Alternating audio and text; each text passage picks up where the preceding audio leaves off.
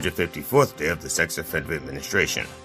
In a remarkable rebuke of Republican leadership, the House passed legislation Thursday, 230 to 196, that would extend expired health care subsidies for those who get coverage through the Affordable Care Act, as renegade GOP lawmakers joined essentially all Democrats in voting for the measure. If the bill doesn't pass the Senate, Chuck Schumer will write a really strongly worded letter. That's 2 reallys and 1 strongly. The Senate has advanced a resolution on a 52 to 47 vote that would limit Trump's ability to conduct further attacks against Venezuela, sounding a note of disapproval for the president's expanding ambitions in the Western Hemisphere. A Trump official said, "Okay, we can call it a fee, or a levy, or a duty. We don't have to call it a tax." The House of Representatives on January 8th passed a funding package to prevent another government shutdown by the end of January. Next, the Senate will have until January 30th, including a week-long break, to avoid a lapse in funding similar to the situation in October that prompted a historic fiscal crisis. Oh shit, Chuck Schumer may have to write a letter and make a statement. The Senate's in trouble now. A complicated crime scene and uncooperative witnesses hindered Salt Lake City police efforts to investigate a shooting outside funeral services at a house of worship belonging to the Church of Jesus Christ of Latter-day Saints. The shooting in a church parking lot left 2 people dead and 6 injured, including 5 who remained hospitalized with police protection. Investigators say the shooting erupted from a dispute between people who knew each other and were attending a funeral. Mormons. They're just like us. This has been the Dr. Reverend Jelly Roll with headlines and punchlines for January 9th, 2026, the 354th day of the Sex Offender Administration. Join me live at the Church of Last Resort, Sunday mornings at 9 a.m. Eastern Time on MindDog TV. The opinions expressed on this program are those of the host or guest and should not be interpreted as statement of fact. Independent fact-checking and corrections are encouraged. Well, won't Could we get a cup of coffee in here, please? Could be. Should not be construed or misconstrued with the strudel.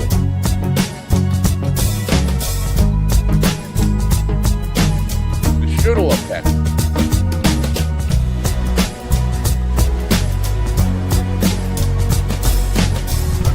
Push button. You gotta push a button. Button to push. Damn good coffee. Don't worry, you got this. Push this button. My dog is your mind's best friend. And then that button. A little bright, but we'll deal with it. My dog is your mind's best friend. And then this button. Wake up, America. You've got a dog that needs walking. That's right, sunshine. Just put on a big pot of strong coffee and get ready to type your little hate mail with your opinions about kumbaya and flat earth insanity. Stand-up comedy? You want stand-up comedy? Well, we've got sit-down comedy. It's time for Coffee with a Dog. You make me laugh. You make me sneeze. Right? Wait a second. Let's do. There's no, really? There's no, ooh, that's funny. How about this? I think it's kind of 1. How about that? That's a little ugly. Less ugly than the more ugly. That's a little better. Good morning, folks. It is Friday. January 9, 2026. Today we have the incomparable John Fugelsang. And I've been looking to talk to John for a long time, and I'm very excited to talk to him about his new book, Separation of Church and Hate, but also just about the whole political climate in the United States of America right now, and how you go from comedian, actor, to talking about religious things almost all the time, and why because in his book, he says straight up in the beginning of the book that he's not a member of the clergy, but a lot of YouTubers are clipping stuff from his appearances on political pundit panels. Say that 10 times fast. Political pundit panels, and calling him pastor. A left-wing pastor is what they call him. Anyway, looking forward to talking to him. And in the second hour, Pat Daly, who's a sci-fi author, part of the Creative Edge group, and we'll talk to him about his new novel. Here's a problem with, problem. It's not a problem for him, or it's not a problem for me. But his book series, Pat Daly book series, is about nuclear war. And to me, there's no drama in that at this point. I think most of us would welcome nuclear war. Come on, end it all. Come on, drop the bomb right here, right now. Let's get this over with. That's where I'm at. Like, who needs this stinky world? And if you feel differently, you're probably Russ White, and that's why you've been banned. But I'm not allowed to actually get upset with anybody, according to what I'm reading in John's book. So I have to just pray and be nice. You know, it goes against the grain with me. Praying and being nice and all this stuff. That's not me. Anyway, I'll do my best today to try to learn to be nice, right? I'm going to try to learn to be nice. Elizabeth Croydon might pop in. We might have a crowded room here today, and I don't know where to put all the books if that happens, because you know I like to put the book overlays. This is my thing. Anyway, yesterday, man, and it's been a hell of a week. This whole Minneapolis Renee Nicole Good murder, it's got me like unable to let it go. And the amount of bullshit that is coming from the administration, I don't know if you're aware. I don't know if you're aware of this, but there is a new surveillance tape from one of the neighbors, shows that she was not there as taking part in any demonstration. She was there before the ICE people were even there. Nobody was stuck. She was actually just dropping off her kid to school. That blows apart the entire bullshit narrative. A woman was dropping off her kid to school. ICE attacked her, shot her dead, and then they made up lies to cover it up. That's the truth.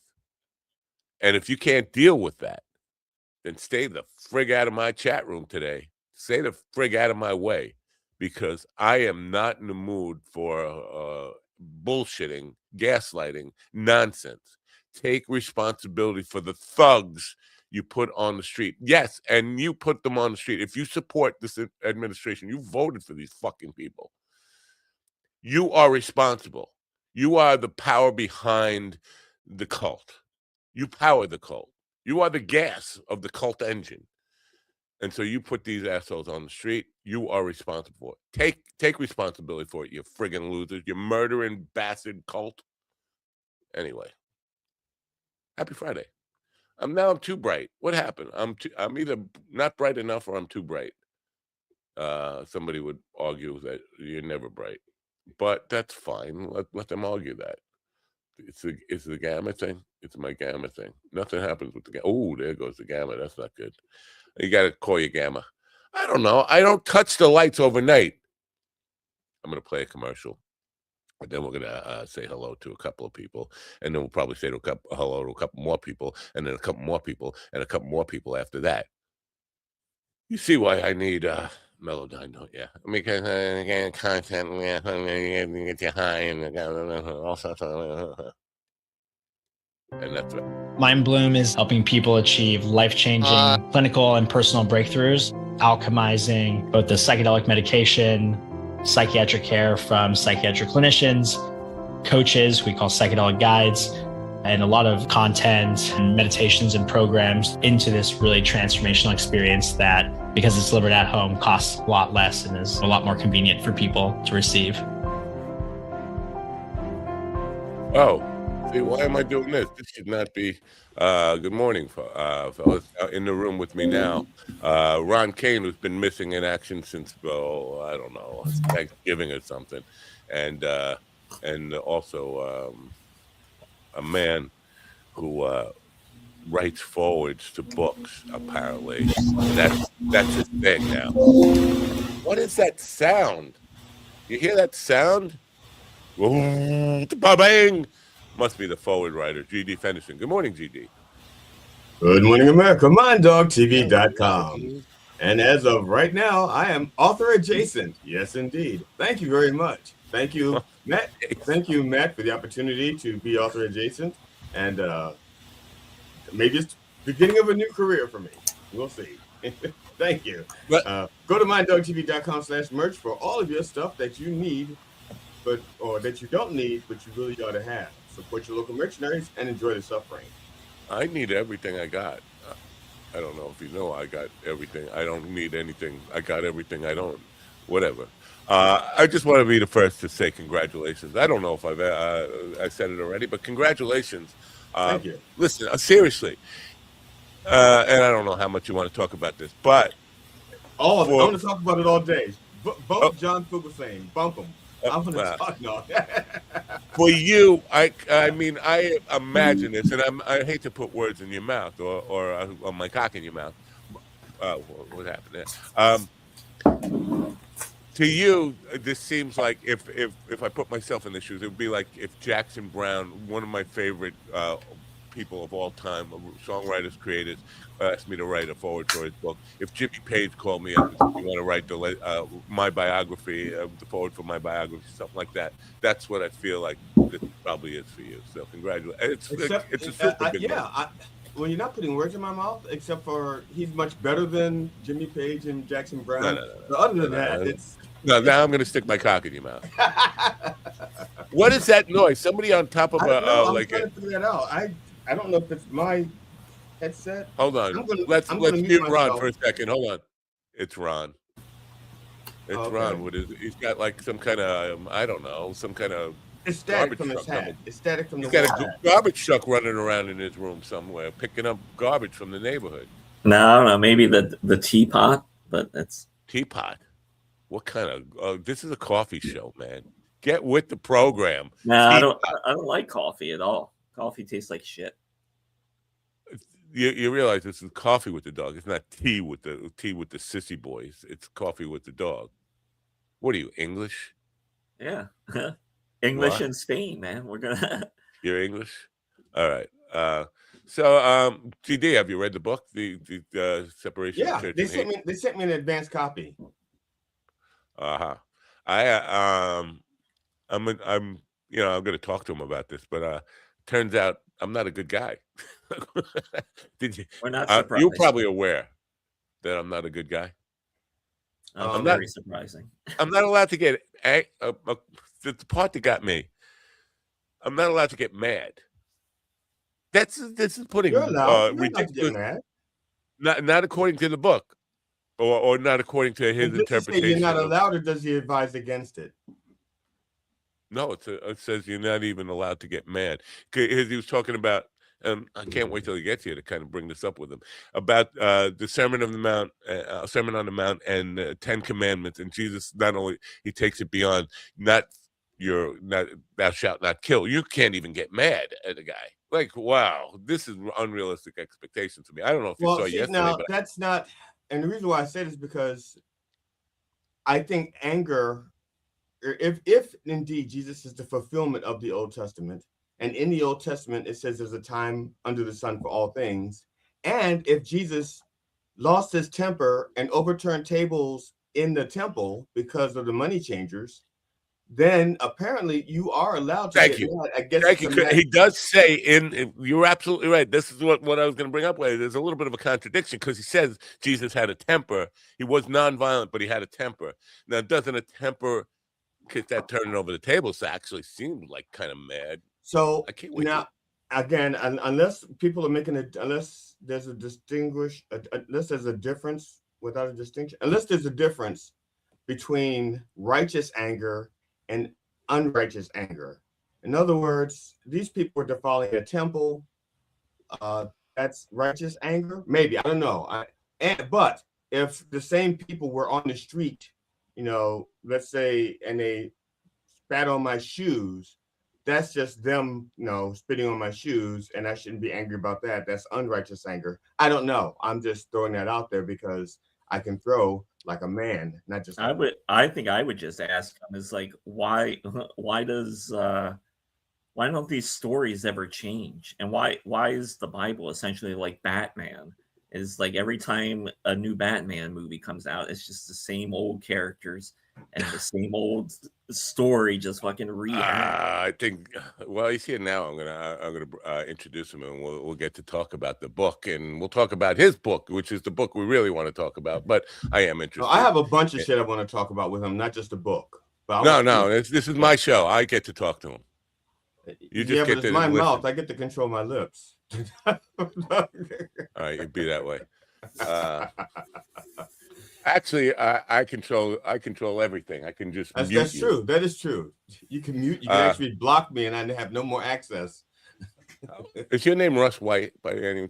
No. But I'm just. You see, this is my problem. I'm not allowed to get mad, but I'm still carrying anger from yesterday. I'm carrying anger about so many things. This whole thing with this thing that's going on that's dividing this country at the moment.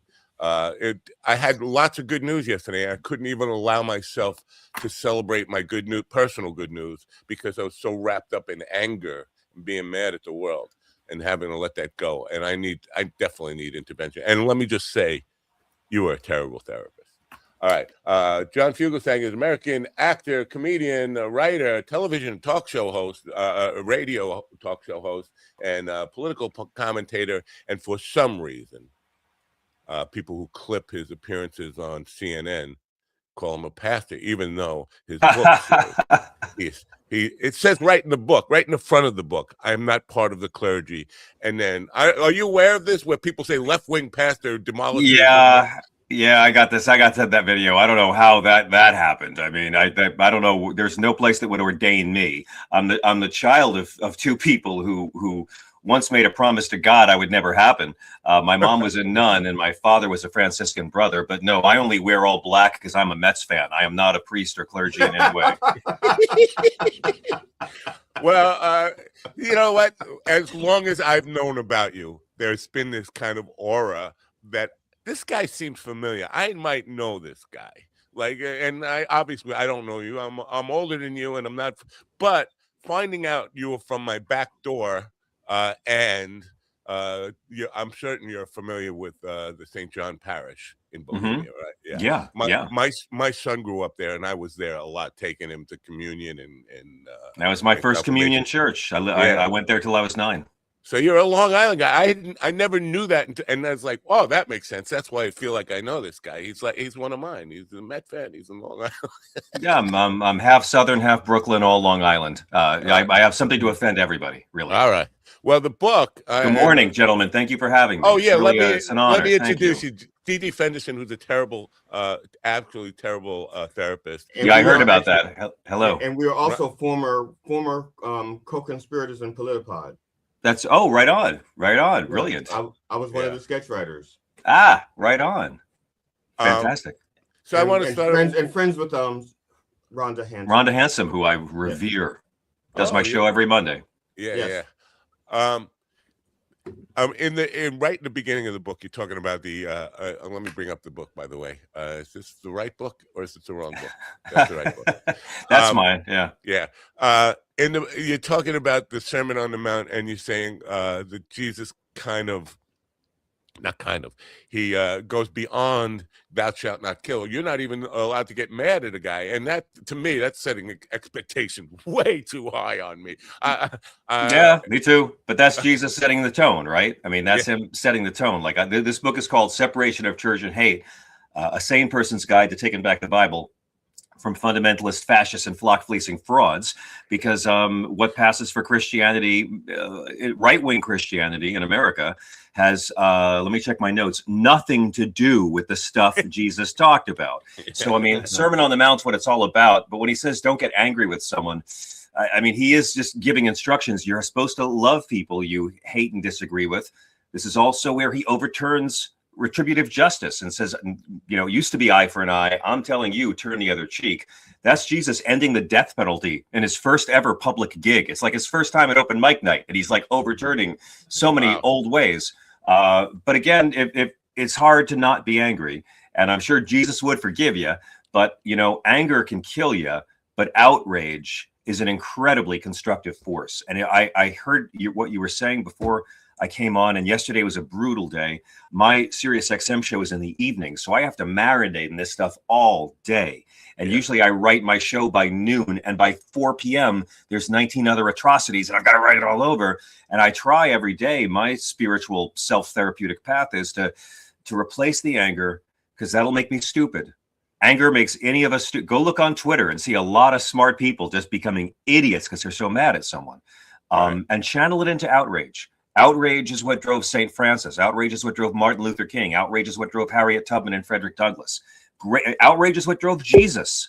You know, so there's a way to do it. But again, if you get angry, I'll understand. Believe me, I make fun of these people for a living. Yeah, I want to admit something. I've been a fan of yours for a very long time. And when you appear on Stephanie Rule's show, usually on Friday evenings, I think that's I don't know how often it happens, because there's another comedians that they put in that spot.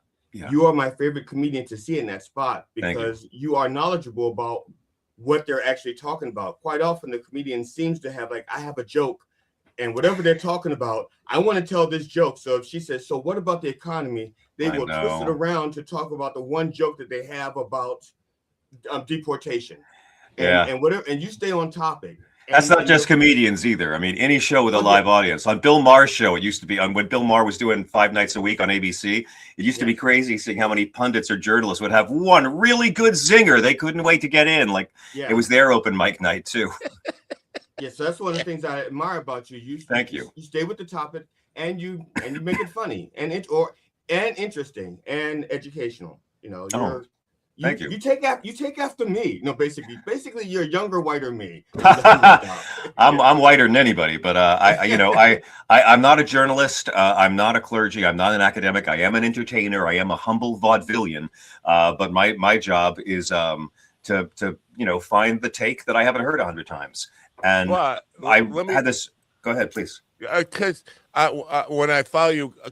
5 years ago, I had John Pavaramo on. It was the conversation. We were talking about you, and I said, "Is he like in a clergy?" He said, "No, he's just very into his faith, and he knows the Bible inside and out."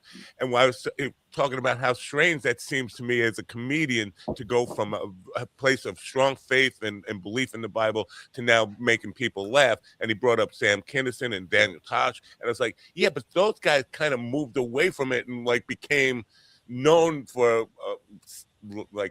endorsing sin, and you stay with it." And that's it's true. And listen, I mean, when I was like, young, my managers and agents begged me to not talk about religion because it's a third rail. No, it's hard enough to get on TV doing political stand-up. You might notice you never see anyone doing political stand-up on television unless it's their own TV show. And the late night shows don't really book too much political stand-up ever, ever, ever. So it's already challenging. But I had this curious upbringing where my ex-clergy parents, my father had been a Franciscan brother for years. He wore the Jedi robes and taught history to Catholic boys in Brooklyn. My mother had been a nun and a nurse, and they had sent her off to work with lepers in Malawi, Africa for 16 years. And I was raised when my parents fell in love and left the clergy. They were friends for 10 years and then left. And they tried to raise us to be progressive, free-thinking Catholics, which is why I do stand up, because I can't afford the therapy I require. But we weren't allowed to tell anyone what our parents had been, right? And the further I got away from the Catholic Church, the more I got into researching the history of Christianity, learning the history of the Bible and how it got written and who Jesus really was versus what politicians pretend he is. And I was raised to believe that Christianity was about the stuff Jesus talks about: humility, servant leadership, the last shall be first, go to the margins to help the neediest, and the way you treat the lowest is the way you treat Jesus. That's what I thought Christianity was about. you know, the stuff Jesus said, not being mean to gay people and not having the government force citizens to be pregnant against their will, because the Bible doesn't, the Jesus parts of the Bible don't tell you to do that. There's nothing about criminalizing abortion in the Bible. Jesus is plenty against the death penalty, never mentions abortion, and yet who would know that in this country based on TV news? So I got all into this, and my managers and agents were like, don't talk about this stuff. Don't talk about this stuff. But after, when I was very young, I got to debate Jerry Falwell Sr. on Bill Maher. And after that, my mother gave me permission to talk about my childhood and my weird parentage. And then I was just off to the races comedically. I mean, it's not the most lucrative thing to talk about in comedy, but everywhere I performed or done TV or radio, so many people have told me they had the same experience. They were raised Christian, but now consider themselves spiritual. And people aren't leaving the church because of Jesus or God or Noah's Ark or Santa Claus. They're leaving because of mean, cruel, hypocritical Christians who don't treat people the way Jesus says we should. That's what's killing Christianity. This is what resonates. Hold on, TD. I want to get to something here, because this is what resonates.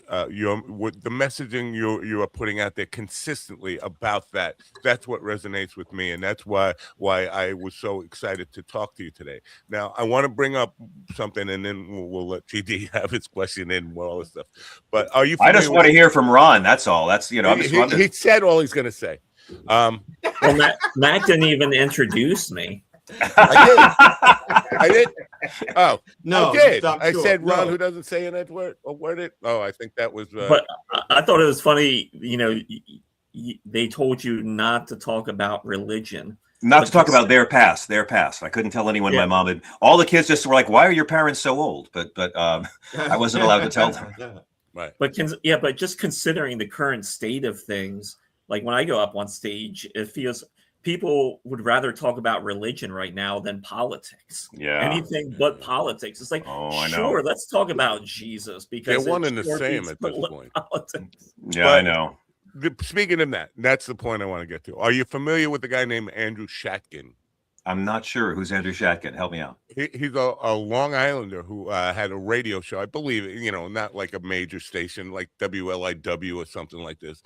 I had him on the show like 5 years ago. He's a Christian conservative commentator. Okay. And I had him on the show, and I just want to bring up a clip because I asked him about Jesus, and this is what he had to say. I'm conservative.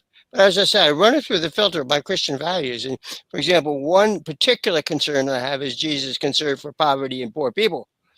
I mean, so I'm not going to be conservative in that respect. And I also have come to a sort of tentative conclusion, not absolute, that if there were to be a Christian society, maybe, I'm not saying that I believe in socialism. I don't. I don't think it works very well. It's been proved not to work well at all anywhere. But I'll say this, that if there were to be a Christian society, the model might be closer to socialism. He's so close. He's almost there, man. He's almost there. And this is the problem I have with a lot of these people. I love Jesus. He's nicer than a lot of them. Right. I love Jesus. I hate socialism. Jesus loves socialism. He was a socialist. These people have never read Acts of the Apostles. They've never read Acts of the Apostles, which is pure opt-in communism, and all possessions are held in kind. Like they haven't read this book. They're waving over their heads so bombastically. Look, America is a blended economy, and that's what the socialists and the capitalists don't want to admit. We're both. We are capitalism and socialism already. Do you like roads? Do you like your fire department? Do you like bank insurance? Do you like having a military? I mean, look at the 1950s. All this prosperity, which was for white men, non-white folks and women were excluded from that. But I mean, it was because Eisenhower had an economy that was capitalism turned up to 11 and socialism turned up to 11 with the GI Bill, with the Interstate Highway Plan, with progressive taxation. And Eisenhower was the last Republican president to ever balance a budget. As far as Jesus goes, when he says render unto Caesar that which is Caesar's, he's endorsing paying taxes for a government to redistribute. And Matthew 25, the judgment of nations, also known as the parable of the goats and the sheep, my favorite Bible passage, is where Jesus, on the night he's arrested, tells all the apostles about when the apocalypse comes, and he shows up, he's going to judge individuals and nations, all of them. He will gather individuals and nations and judge them based on 4 criteria. And we all know this. This is the one: I was hungry and you gave me some food. I was thirsty and you gave me drink. I was naked and you clothed me. Jesus's criteria, the 4 points on individuals and nations getting to heaven are: did you take care of the poor, take care of the sick, welcome the stranger, and be kind to those in prison. And then he says who his fake followers are: the ones who talk a good game, but the individuals and nations who don't take care of the poor, take care of the sick, welcome the stranger. It's like his memo to the Heritage Foundation. He's saying, you people who talk about me but don't welcome the stranger and care for the sick, you're the ones going to hell. It's highly metaphorical, but that's Jesus giving his marching orders. And this is why the right wing... Well, this is why the right wing never tries to put any Jesus quotes on the side of a building. Have you noticed? They love the 10 Commandments, authority, punishment, thou shalt not, thou shalt not. But the Beatitudes, the Sermon on the Mount, have you ever seen right-wing Christians fighting for anything Jesus talks about in the Bible? Ever?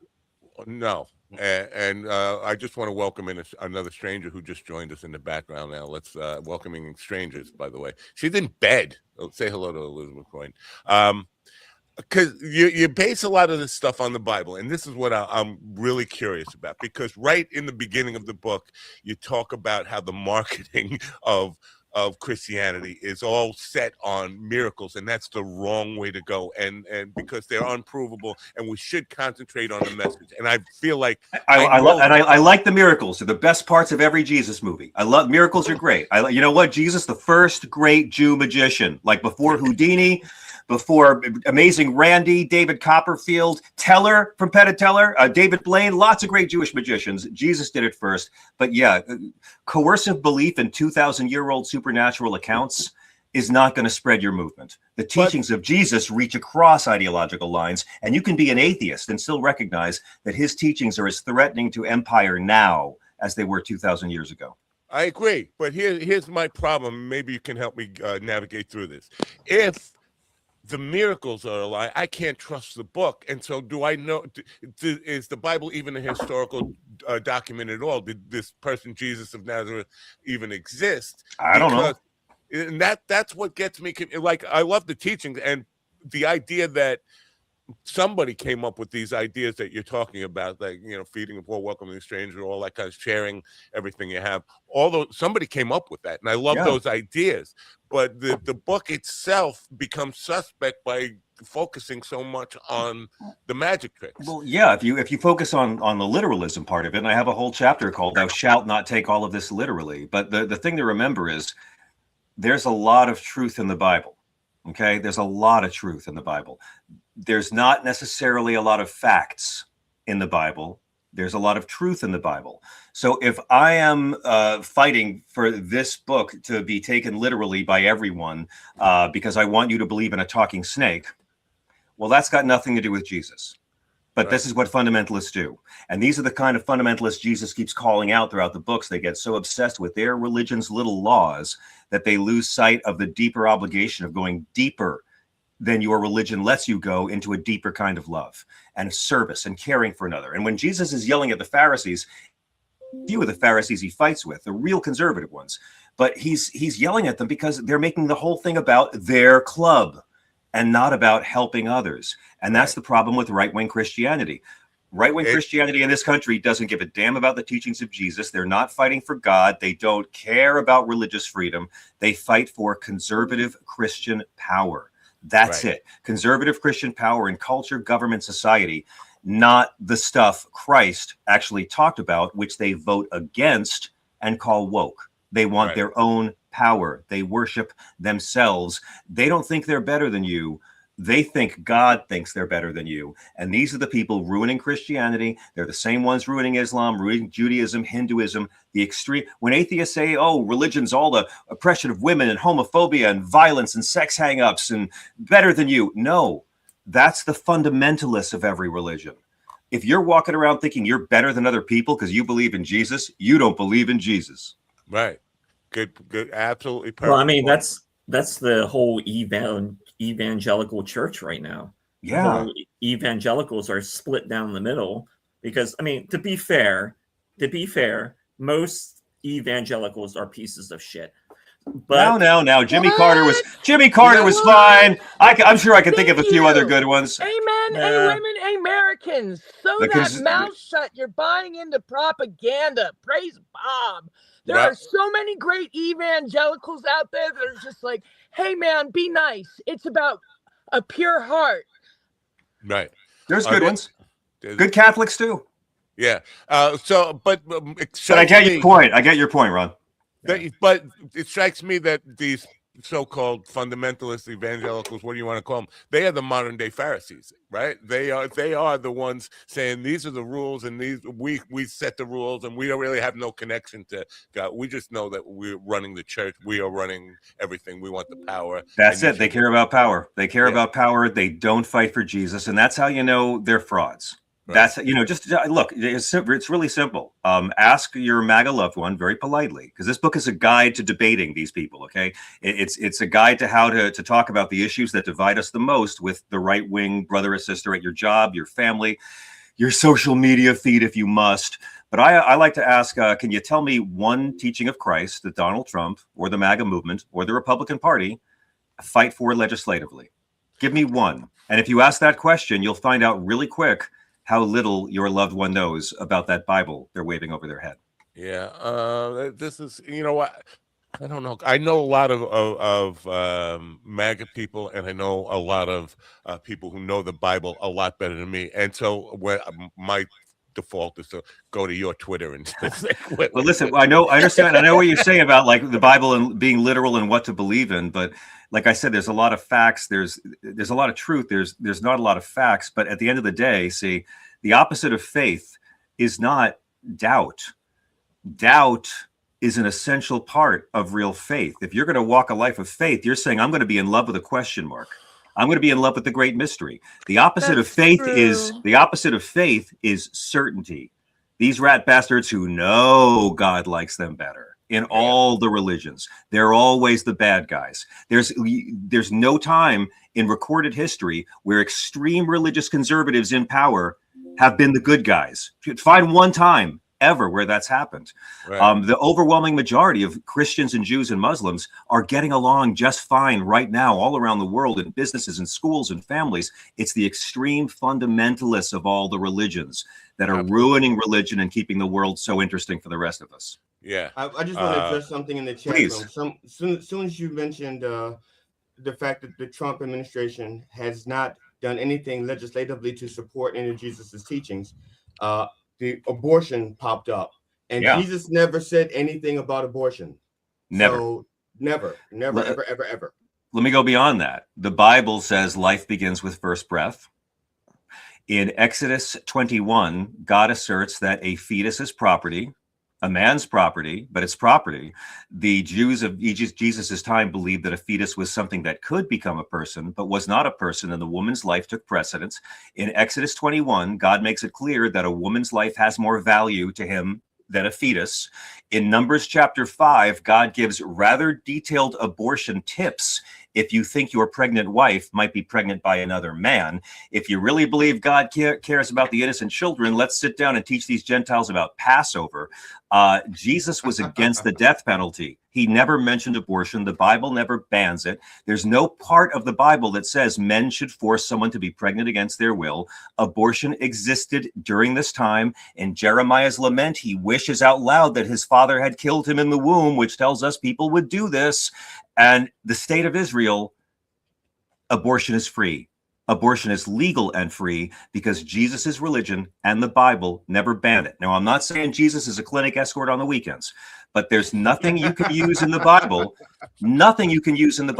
to criminalize the practice. Look at the amount of lives that have been destroyed due to these full abortion bans. These people cheering for women bleeding out in hospital ER ladies' rooms. None of this is sanctioned by the Bible. So if you're telling me that you're against abortion because you're so damn Christian, but you support the death penalty, which Jesus actually opposed, the rest of us are not obliged to take your claims of Christian piety seriously anymore. And the Democratic Party doesn't have the guts to talk about abortion on a biblical level. They don't have the guts to do this fight. They're never going to do it. the media is never going to ask hard questions of these revoltingly fake Christians. So it's up to the rest of us, believers, atheists, non-Christians alike, to convince the rest of the world that hate is not a Christ-based value.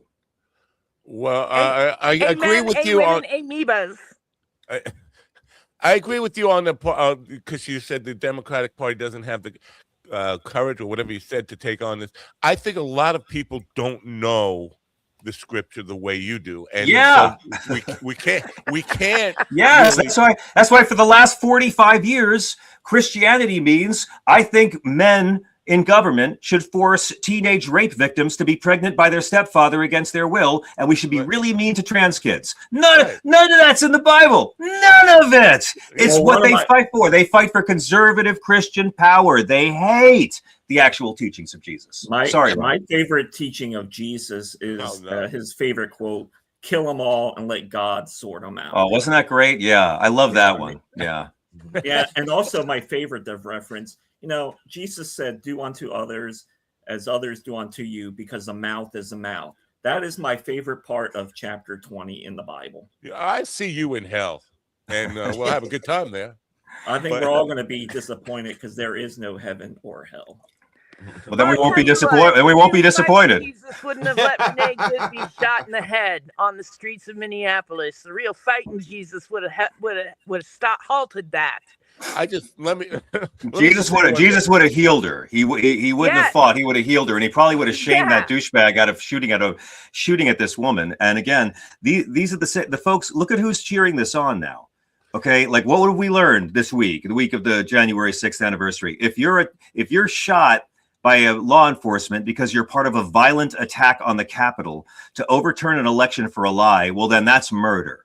But if you turn your car away and try to get away from masked, armed government thugs trying to get inside your car, you deserve to be murdered. Yeah. These are the people who are cheering murder of Venezuelan civilians. It's maybe the most revoltingly fake Christian. Blowing up civilians in fishing boats with no evidence, no due process, because they're killing brown people. They love it. Look at this week. You young people who wish that you could have lived earlier with horrible Republican presidents. In 1 week, we got a war for oil and Kent State. Right. It's like every bad Republican president wrapped into one with trickle down on top. I just want to say, I think if Jesus had been in Minneapolis, ICE would have stopped him before he got to the car. They wouldn't allow them to, just said, you can't go there. You can't. A brown-skinned foreigner who never spoke English and had no papers, they put Jesus' ass on a bus to Juarez right away. You're absolutely right. Yeah, but it's the cheering. And Jesus would forgive them, and Jesus would come back and forgive them. Right. That's why Jesus had fans. I mean, the movement did catch on. On a kind of a serious note, though, John. Yes, sir. I think one of the problems that the New Testament has is that, well, let's face it, John had better PR. I mean, Paul had better PR than Jesus. Yeah. And so Paul had a lot of opportunities to bastardize and reshape Christianity in his own image before Constantine did. Well, that's the whole deal, isn't it? I mean, that you nailed it. I mean, when I sat down to write this book, I thought I was going to just be talking about what Jesus said versus what the right wingers fight for. And very early in the process, I realized there was no way to do this without giving a whole chapter to Paul. Right. Because for better or worse, the Christianity that we all know is Paul's version of it. Well, it always gets distorted. I mean, look at Lilith, look at Sophia. Yeah, but Gigi makes a great point. Really, I'll do it really quick. We all know the famous story. Paul was a douchebag. He was a Pharisee and a Roman citizen, and he loved tracking down and hunting Christians like a bounty hunter. He was there for the murder of St. Stephen, the first Christian martyr. I guess he enjoyed the show. And Paul was so good at persecuting Christians, they start sending him out of town to other places to track down Christians. He was their Boba Fett. Right. He was their Boba Fett, except he would have done it for free. The man loved his work, and he didn't wear a mask. So the day... And you know what? I would also say the Book of Boba Fett had fewer storytelling problems than Paul's art. But I still want Boba Fett season 2. I know how to make it work. But so Paul has his road to Damascus moment, right? He's blinded by the light, and he hears Jesus' voice saying, Saul, why do you persecute me? Saul of Tarsus, why do you persecute me? At least he thought it was Jesus' voice, because again, those guys never met. And we know the famous story. He was changed. He changed his name from Saul to Paul, began preaching to the Gentiles, which is important because Paul, being a Roman citizen, and he changed his name from, like a lot of Jewish comics do, to make himself more accessible to Gentile audiences. And so he goes around the Roman Empire. He's a Roman citizen and a Jewish Pharisee, and he's able to travel. The apostles, the guys Jesus actually knew, they're all getting murdered by Paul's old buddies back home. So Paul preaches, and his version of the movement, which is not the same as all the apostles. If you read Acts of the Apostles, Paul goes his own way. And Paul's like, hey, it's like Judaism, but there's bacon and you keep your foreskin and it's eternal forgiveness. And it wound up being really popular, like 3 to 4% conversion rate per decade. Within 300 years, the Roman Empire takes over the operation of Jesus, the guy they killed. Sort of like the Confederates took over the Republican Party of Lincoln, the guy they killed. And so Paul's version stuck. And there's a lot of beauty in Paul. I try to not be too hard on Paul. There's a lot of great stuff about love. He is the person who set up the hierarchies. Jesus was about the love and the teachings. Paul was about the order, the church structure. But Paul's a guy in the first century, and his hangups come into the work. And he has hangups about women. He has hangups about men. Hangups about... But at the same, people have hang-ups about women in the Bible. But when you hear these fake Christians saying wives must be submissive to your husbands, none of that is Christ. That is all Paul. And Paul said, "Women, me too." But women can't talk in church. All that mishigas. But there's also in other Paul letters, he's talking about these women who he's made deacons and these women who helped save his life. So it's almost like a couple of different. It's almost like more than one person is writing these letters to Paul. But what happened was, I'll make it really short. 300 years after Paul's dead, Rome takes over, and the Council of Nicaea decides of all these scraps of paper all over the place, what's going to go into the one book, one creed to rule them all. Gospel of Thomas gets left out. We know all the Dead Sea Scrolls get left out. Paul's letters get put in. And when this happens, Paul's letters to his friends about the scripture become scripture. Suddenly, Paul's letters about Holy Scripture are Holy Scripture. Paul's not a guy talking about God. Paul's someone speaking for God. And so now Paul's hangups about women or men with men, well, it's in the Bible. And so Paul's hangups have superseded Jesus's commandment to love. Jesus is a feminist. He treats women as equals. He breaks so many laws of Judaism to uplift women. Paul, not so much. Who do the right-wing people drift to, Paul or Jesus? Jesus never condemns gay people. Paul has hangups about heterosexual and gay sex. Who do the right-wing Christians drift to? The only sexual sins Jesus ever condemns are adultery and dumping your wife. So again, Paul is sort of like the Jesus for right-wing people who don't want to do Jesus. If Jesus is too woke, go to Paul and just say, it's in the Bible. And I can't tell you how many times I've had this argument with these very angry white people who want Paul's letters about Jesus to matter as much as Jesus. I say in the book, it's like if Roger Ebert's review of The Godfather was suddenly determined by other people to be part of The Godfather's official script. That's what happened. And so Paul's great, but he ain't God. Now, if you play the audio book backwards from the Bible, you hear me saying, I buried Paul. Look at you. Look at you. I know. Well, now, there is, the one thing I do give Paul credit for, because I don't have a lot of respect for him as an individual or as a fake apostle, but I believe it's Romans where he writes something to the kin of, do not use your faith, do not beat people over the head with your faith. Yeah. I don't know the exact quote anymore because it's been like, it's in the back of my head. It just becomes part of my philosophy, not to use my faith to beat up on other people. That's the one thing that Paul says that I kind of like agree with. Everything else, I'm like, okay, Paul, you can sit. You know, Paul, there's a lot of beauty in Paul, and I've gotten a lot of rap on this book for being too hard on the guy. But I mean, like Paul's writing on love. You know, I mean, Paul's quoted in weddings more than Jesus. And you know, and look, Paul was doing the best he could with the tools he had and the personality he was gifted with. I mean, he tried as hard as he could. Eventually, being a Roman citizen didn't help him, and the Roman Empire executed him too. They chopped his head off, just like they executed St. Peter, just like they executed Jesus. But the tragedy is that because the way the Bible is constructed, you got a lot of people who just think, New Testament, it's all the same. And, you know, this is why women were able to be second-class citizens for hundreds and hundreds of years under Christian rule, because Paul gave, they are. Look at the Catholic Church. I mean, look at the lack of the 28th Amendment being published. Well, my favorite chapter to write in this book was about feminism, because Jesus women have it tough, man. Women are property. Women are either property or they're icky. Like the menstrual system was turned against women. They were made to feel shame about their body. Menstrual blood that gives life, and women were made to feel unclean, ritually bleeding unclean. And not dying. Yeah. Exactly. So here comes Jesus, and he blows the whole thing up, right? Jesus talks to women. He's not allowed to talk. That talk with a Samaritan woman by the well, Sam Cooke wrote a great song about it. That's the longest private conversation Jesus ever has, and it's with a woman he wasn't legally allowed to talk to. The whole story of Mary and Martha, where we learn this as kids, like Jesus and the guys are over. Mary and Martha, the sisters of Lazarus, went everywhere with Jesus. So did Mary Magdalene, because there were 15 apostles, but the men who wrote it said there were 12 apostles and 3 groupies. They're over there. Martha's all stressed out. Mary's sitting there at Jesus's feet learning, and Martha's like, I'm doing all the housework, and Jesus says, hey, cool off. As a kid, I thought, I feel bad for her. She's doing all the work, but Jesus was breaking the law by teaching Mary. It wasn't legal to teach Mary. Jesus is telling Martha, education is more important for women than housework. And they teach us this stuff as kids before we're old enough to understand why it's revolutionary. I got to take the book off your face. Hold on. At some point... I'm sorry about that. I heard the static come through. No, at one point, Elizabeth, when do people start like taking responsibility for their own lives? Because, I mean, what you're talking about is fine, but this is also a book that was written by a bunch of fools. Most of it's made up. It's just stories. Yeah, it might sound good here and there, but overall, I mean, as a piece of work, it's not that great.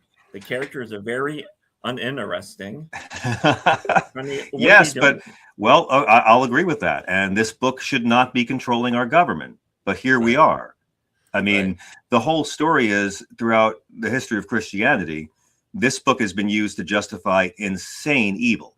It's the ultimate thing that happens when Christianity aligns with empire. When Rome took over, gone was the message of the homeless Jewish brown-skinned faith healer in the poor neighborhoods, and it became about doctrine and power. And it began this tradition that I call doing the opposite of Jesus for Jesus. So like, you know, Rome takes over and you have the Crusades.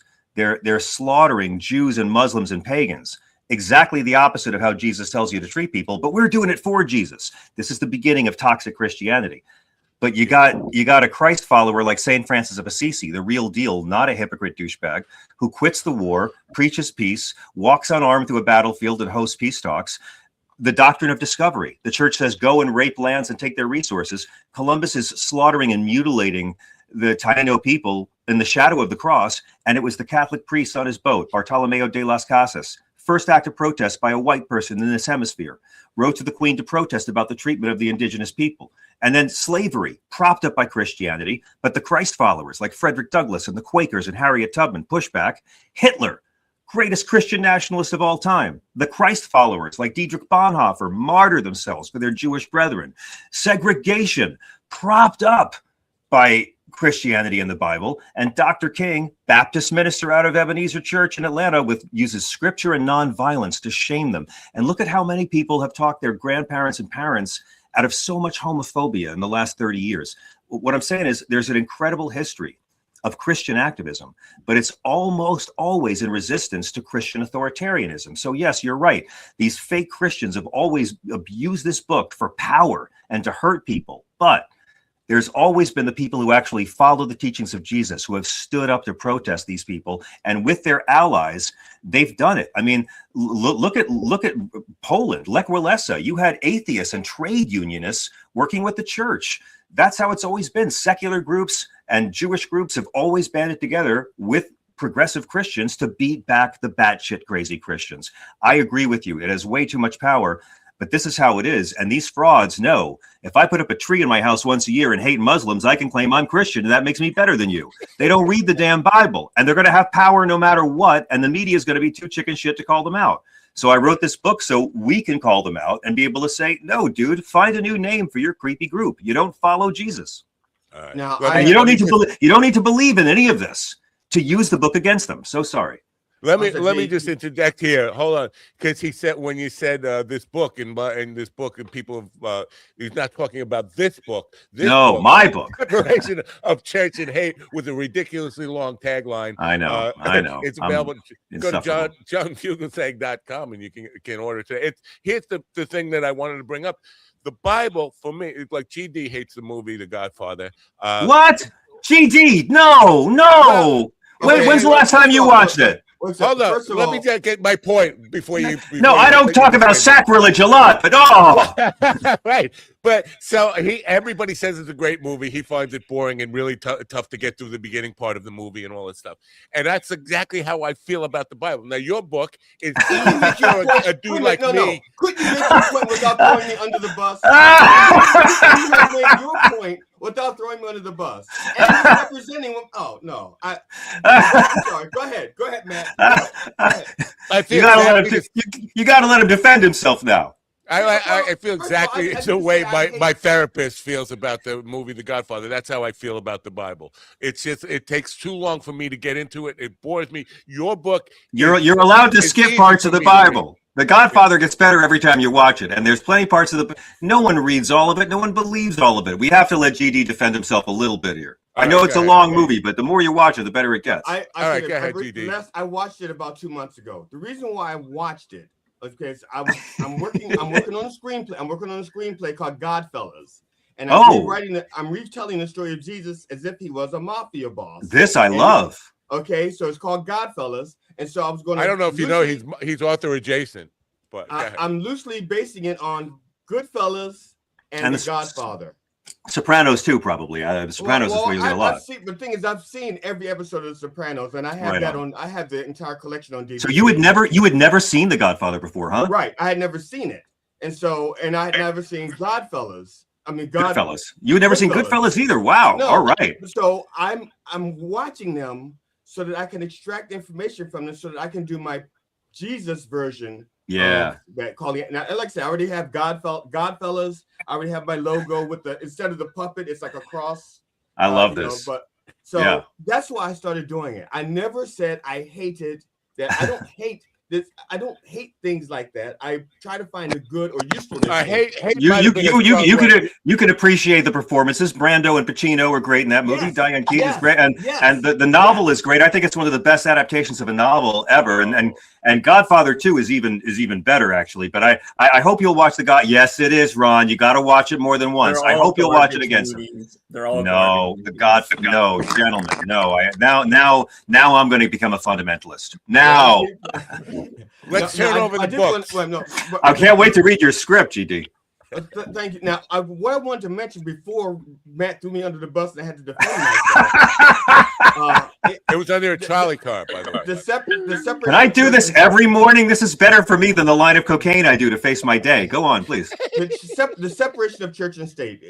Basically, the Constitution says that the legislation Congress shall pass no law, and you know the rest. Yeah. But it does not say anything about the Supreme Court doing it, and it does not say anything about the executive branch doing it. So there's this loophole that they're working through. It's like, Congress may not be able to write a law that says we're Christians, but the Supreme Court can interpret it and go, we're Christians, we're a Christian nation. They could do it. That's like their loophole. And that was the point I was trying to make before I got injured under that bus. You belong under the bus, so we need a good mechanic under there. Change my oil. At least I'm not in the back of the bus anymore. He's moved. I'm from the back to underneath. No, you're under the back of the bus. All right, GD. We're all going to get together in person sometime and watch The Godfather. By God, we're just going to. It's a very fun movie. Don't threaten me. I will take you up. I will take you up on it. You will find a black man with dreads on your door knocking says, "No, John invited me 2 years ago." It just took me this long to find his address. Tell me you liked Goodfellas. Jimmy. I haven't seen it yet. Oh, then you're in for a treat. I've saved it. Ron, tell me you like Goodfellas, Ron. Scorsese's arguably his masterpiece. I love them all. I just get tired of how many people try to emulate the violence in those movies. Like the actors make the archetypes so appealing that people run out in the street and they attempt to emulate what they see which is fiction, instead of taking the messaging as an allegory, maybe not to go out and kill and slaughter and organize heroin ring. I mean, I've seen The Godfather 100 times. It's never made me want to get a gun. It's made me want to write a screenplay. Want to run out either, son. But you when I see a Rocky movie, I come out doing this too, but I don't actually get in a ring. That are brought up in this world that don't understand. Oh, I know. How to watch art. I know. I'm with you, but I would argue that The Godfather, like Clint Eastwood's Unforgiven, is a violent, anti-violence movie. It's a very violent, anti-violence film. I like fake violence and real peace. I love fake violence. I got no problem with it. No, fake violence in sports keep men from killing each other. Seagal went a long way on fake violence, all the way to Russia. Junkies, punch after punch after punch, and then at the end of the movie, he'd be like, "Hey, man, don't beat women," and it would get through to adrenaline junkies. I understand that. But the overall message from The Godfather that don't know how to watch art. The overall overriding message from The Godfather is leave the gun, take the cannoli.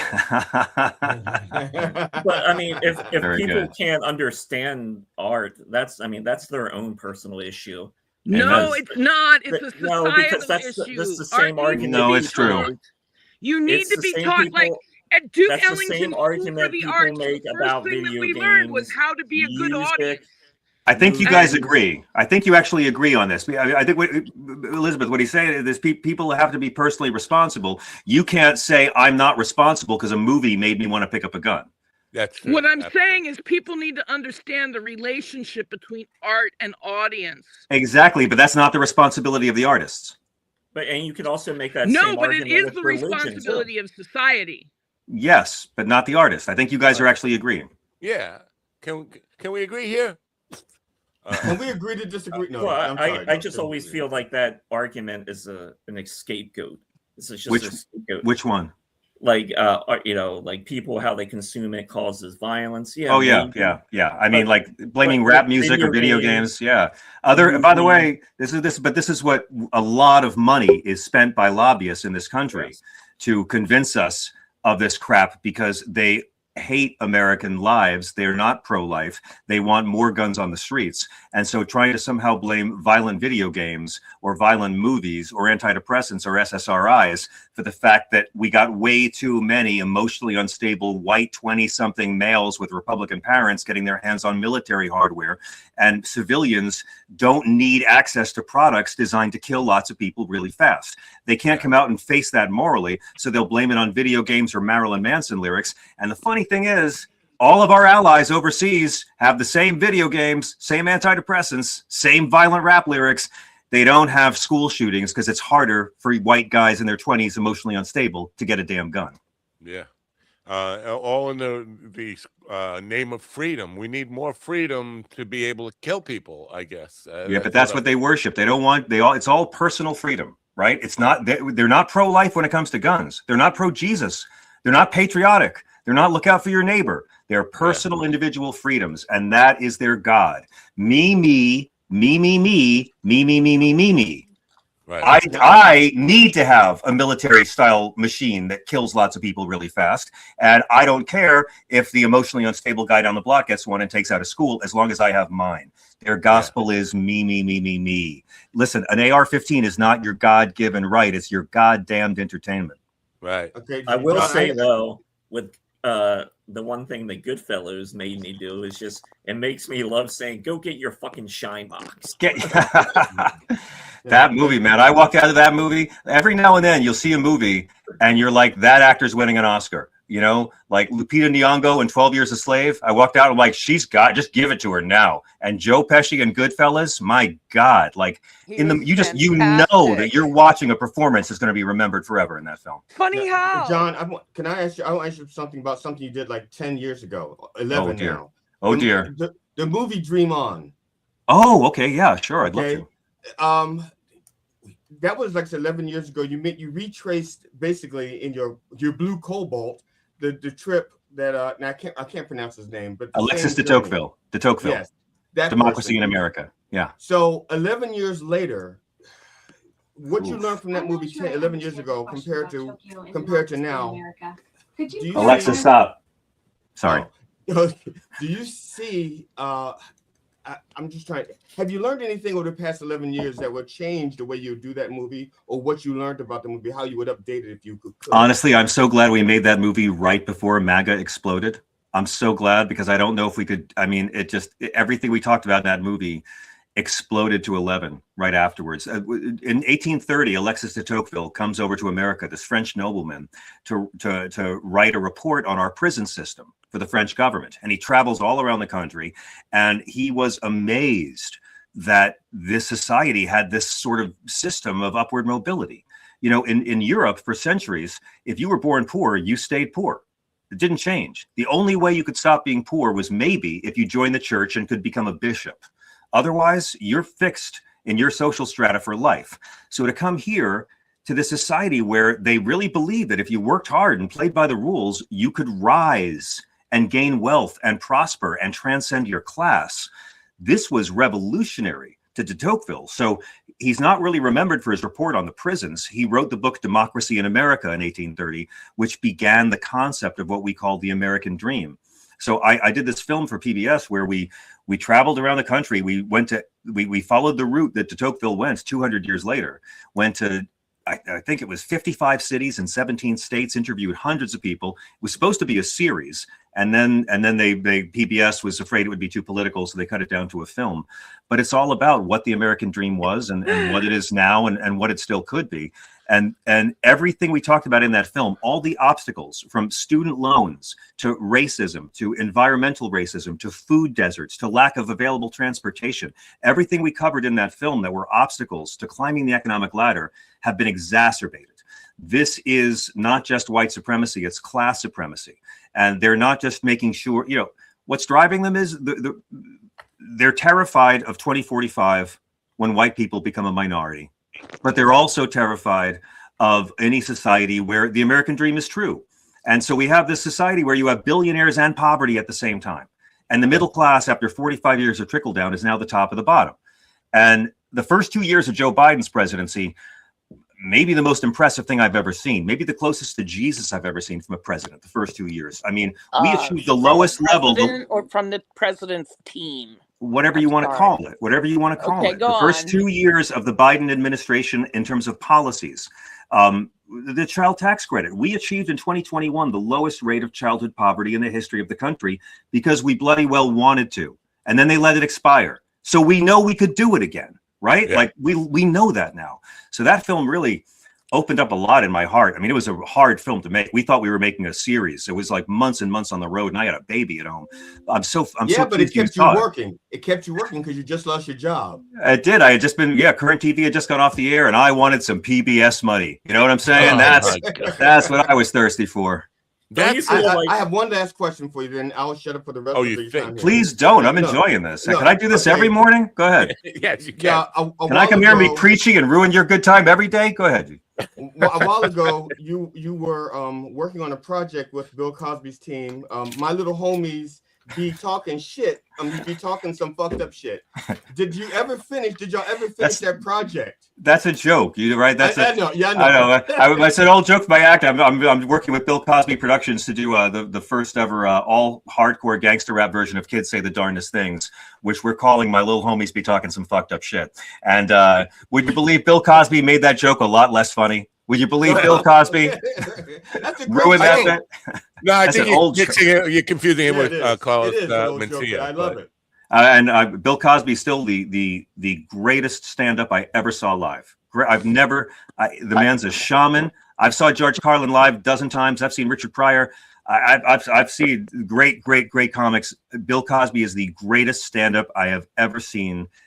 And I would never see him again, and I'll never watch his stand-up again. Wow! You have to when this is over. You have to come back again because I want to talk to you about Coexist Comedy Tour. I want to talk to you about all kinds of stuff. Well, I didn't do the tour. I just did the movie. He also needs to tell you about his mom for some reason, but we'll get to that another day, I guess. Do you feel though like these Christians can maybe move forward in their lives instead of being stuck backwards? Yes. A lot of them just if they just fucking openly accept it, that they can blow and bang each other like the guys, because within the Christian community. God knows they need a lot more sex. These right wingers need to make love. Yeah, you can clearly see though that there's a strong bisexual streak that is currently running through. It's not current. Right now. Not current. It's always been there. Nazis too. I mean, look at a lot of high-profile conservative events. What happens? Oh yeah, Grinder crashes. Yeah, he doesn't say a lot, but when he does, I want to mute him. No, and hey, I'm Catholic. Shame is hot, right? Shame is hot. But yeah, you're exactly right. They're all twisted up in their sexuality. But look, if you had told me, and things are getting worse in this country economically, no doubt, right? And they've been getting worse for 45 years. The middle class is the top of the bottom. But socially, if you had told me in the 1990s that by now we would stop throwing people in prison for cannabis, that we'd have a black president, and that we'd have marriage equality, if you told me this in the 90s, I would not have believed it, because I would not have believed the American people would be capable of growing their minds and hearts that much in just 30 years. And I would have been wrong. You know, kids today are appalled at how homophobic everybody was 20 years ago, which tells me in 20 years, kids will be appalled at how transphobic we were right now. People are scared of what they don't understand, whether it's immigrants or transgender folk or socialists. And so they'll demonize it. And weak, shitty politicians always know how to demonize the other to get low wattage white guys on your side. But our hearts can grow. We are still a pluralistic society. And Donald Trump may, in the long run, do a lot of good by being so incredibly shitty. I liken it to the Westboro Baptist Church. Remember those jerk-offs? They would protest every military funeral or cop funeral because you defend a society that allows gays and fags will burn in hell. And they were so hateful, the opposite of Christianity. And they were grifters. Fred Phelps was a lawyer. Their whole game was to offend people so much they'd get punched, and then they can file a First Amendment lawsuit. That was their whole grift. I remember seeing him at 9/11, seeing him at the World Trade Center for one of the anniversaries. And as soon as their permit time was up, these douchebags hid their signs, pulled on jumpers, and disappeared into the crowd like they're assholes. They protested me and Margaret Cho one time in Kansas City. But look how much good they did. These guys were so offensive and stupid that millions of conservative Americans were like, well, I'm not really comfortable with gay marriage yet, but I know I don't want to be on the side of these assholes. And my hope is that Donald Trump's corrosive evil and stupidity and all the suffering that he is still going to cause, I don't think we can prevent, but that there will be an incredible moral and intellectual backlash of young people to have a more decent society. Because Donald Trump, at the end of the day, is just the shittiest, most corrosive part of 20th century white supremacy. Come back for one last jump scare in the last scene of the horror movie. And I want millennials and Gen Z to put this entire culture to bed once Donald Trump's arteries have done what God is making them do. Well, I don't know if you're aware of it. Right? That's harden our hearts. That's according. Listen, I don't want bad things to happen to Donald Trump. I want 3 ghosts to visit him on Christmas Eve and turn him into a good person. That's all I pray for Donald Trump. Okay, wow, I want him to be a better person. I don't want bad things to happen to him, and I don't want him to die. What? No, I don't want him to be a martyr. No, I want him to live a long time. At her concert, two people stood up and threatened to shoot Margaret Cho at her recent show in San Francisco after making a joke about Donald Trump's feces dropping on the United States. She was incredibly upset by it. That's what I don't like about all of this violence. Watching my friends put themselves at risk, John, I really need to praise you for speaking up and taking up this battle. It's clearly your life's calling, given who your parents are, and it's it's one of my life's callings. Watch a man be this brave to stand up for everyone. No, my dad was brave. I just tell dick jokes. Honestly, I just got tired of seeing my parents' religion used as a cover for meanness. You don't need to believe in any of the Bible to use it on these unspeakable hypocrites. You really don't. Even from a religious perspective, say God does us a major solid today and takes care of Trump, you're still stuck with everyone that's behind him. Well, yeah, and Trump's just a hood ornament on the car. I mean, right? Like Vance is much worse. Yeah, but listen, watching Vance try to make MAGA follow him would almost be worth the price of admission. Watching J.D. Vance do his impression of Ron DeSantis doing his impression of Trump. I mean, there's They can still push all those shitty policies through. They can still push all those shitty policies through. Yeah, Maybe but listen, one did you day watch?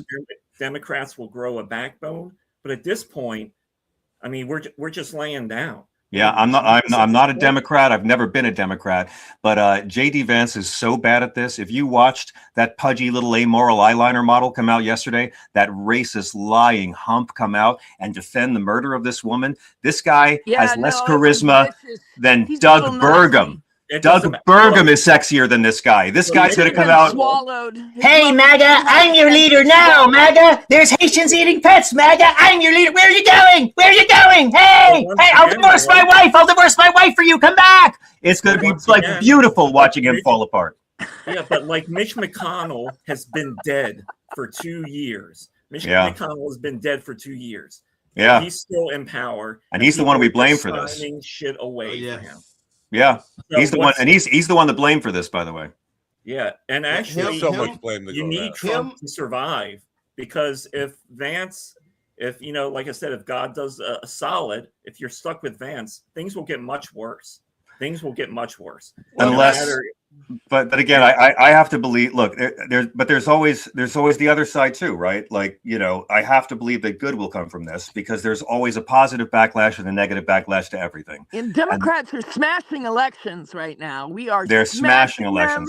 But what matters now is, and why this might be the crucial moment is, crappy Democrats, these do-nothing ones, they're not going to get elected, right? The Democrats who promised to reach across the aisle, I'm sorry, they're not going to get any fundraising. But the Democrats who promise, it's like the real fighting Jesus and the real fighting Democrats. You're right, because the Democrats who come out and say, you know what, come January 2027, you douchebags in the cabinet, you loot the treasury all you want. You commit all the crimes you can. You kill all the people you can. Come January 2027, assholes in the cabinet, there will be hands on Bibles in Congress in front of TV cameras. The party's over. The Democrats who run on accountability are going to clean up in terms of fundraising. And I'll also say this, there's a lot of nice Democrats in their 80s. I love Jan Schakowsky in Chicago, great congresswoman. Bonnie Watson Coleman, first African-American congresswoman from New Jersey, one of my heroes. She's 80. She got shoved in Newark outside that ICE detention center. Yes, I saw that. They're not coming back. The older ones are sitting. Steny Hoyer announced yesterday he's only 86. That makes him middle-aged in this Democratic Party. The Democratic Congress we get in 2027. Yeah, but the next Democratic Congress is going to look very different from this one. And the ones who want to play nice with fascists are not going to get elected. Yeah, but you're not even from that side. It's so disappointing to watch Chuck Schumer write strongly worded letters. Chuck Schumer is going to step aside after the midterms. Even the problem we're going to have is that they're so limp, though. I'm so sorry. The biggest problem we're going to have is the two Santa Claus theories, like the Republicans are the Santa Claus to give to the rich, and then the Democrats are the Santa Claus is supposed to give to the poor. The problem is for the Democrats to fix all the stuff that the Republicans have broken is going to take time. The American people aren't going to say, I'm going to be patient and wait. They don't. No, they're expecting all this to be undone with the stroke of one pen and one law and one 100-day period. Well, I gotta split, but let me close on that note, because I think about this all the time, GD. In my lifetime, Democrats have only gotten the White House after Republicans burned down the House. Jimmy Carter got in because Nixon burned it down. Bill Clinton got in because 12 years of trickle down finally came home to roost and blew up. Barack Obama got in because George W. Bush was the worst president of all time until about a year ago. And Joe Biden got in because Donald Trump was so corrosively evil and incompetent. So, I mean, this is the pattern, right? These guys, the arsonists burn down the house, the fire department comes in, the arsonists heckle the fire department until they get to burn it down again. So maybe we'll see some Democrats wise enough to start putting it. I mean, they never punish the bad guys. Like the Confederates walked away. Walked away. Iran-Contra, they all got pardoned. I mean, look at when Pelosi and Schumer came in 2006 and said impeachment for Iraq war lies are off the table. And Merrick Garland went after the low-level Confederates. He didn't go after the plantation owners who paid for the buses. We still don't know who built the damn gallows. Like, they don't hold these people accountable. And that's why the empire, you think it's dead, but it always comes back as the First Order because they don't snuff it out. So I'm really curious to see what kind of accountability we'll have. I'll also point out that Donald Trump is going to become less popular every week. And the oligarchs who own this country, I think, are done with this freaking guy. I think that the actual landlords of this country, they don't need this tariff shit. They don't need ICE chasing people. They like having an exploitable workforce that they can work for minimum wage.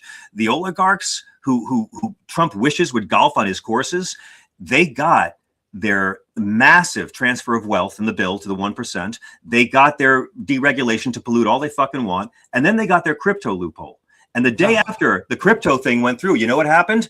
They started cutting Trump loose. The next day after the crypto bill passed was when Rupert Murdoch reported that Donald Trump did this birthday card to Jeffrey Epstein, owner of Fox News and the Wall Street Journal. And then Trump sues Murdoch for $22 billion with a B. And the next day, Murdoch responds to the suit by announcing in the Journal that Donald Trump was told by Pam Bondi in May he's in the Epstein files. I'm telling you, the real billionaires are cutting this douchebag loose. Wow.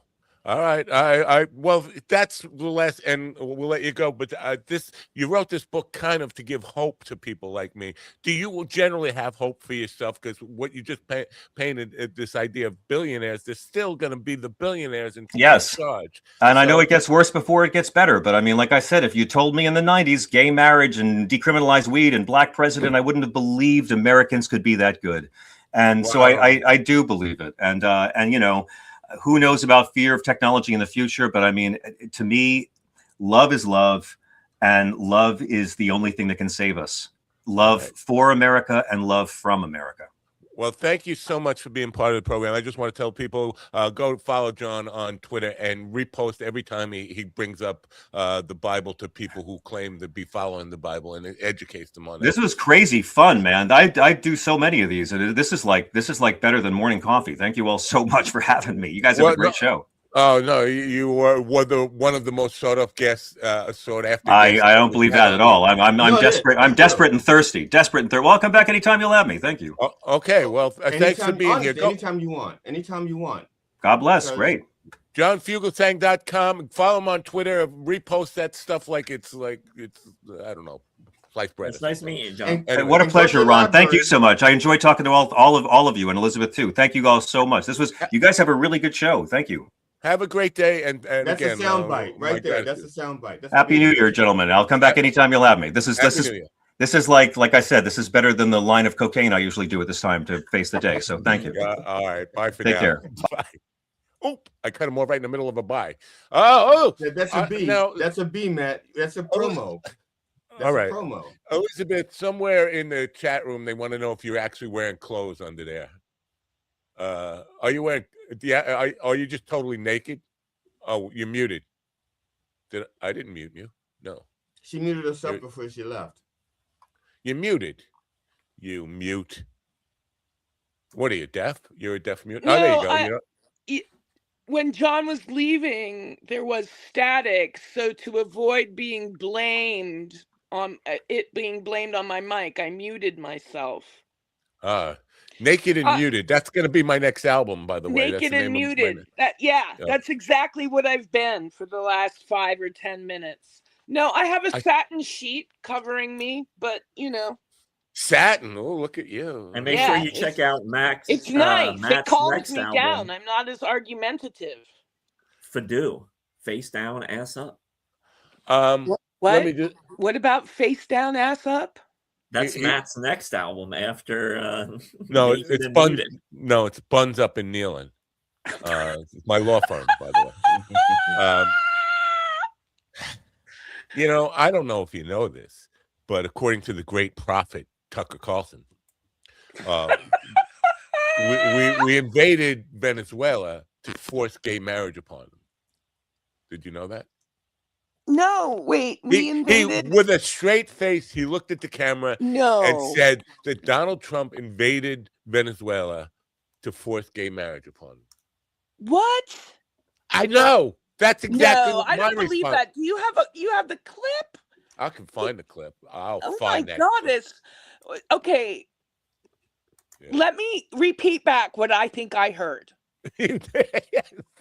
I think you just told me that yes, I did. Tucker Carlson said that Donald Trump invaded Venezuela to force gay marriage upon them? Yes.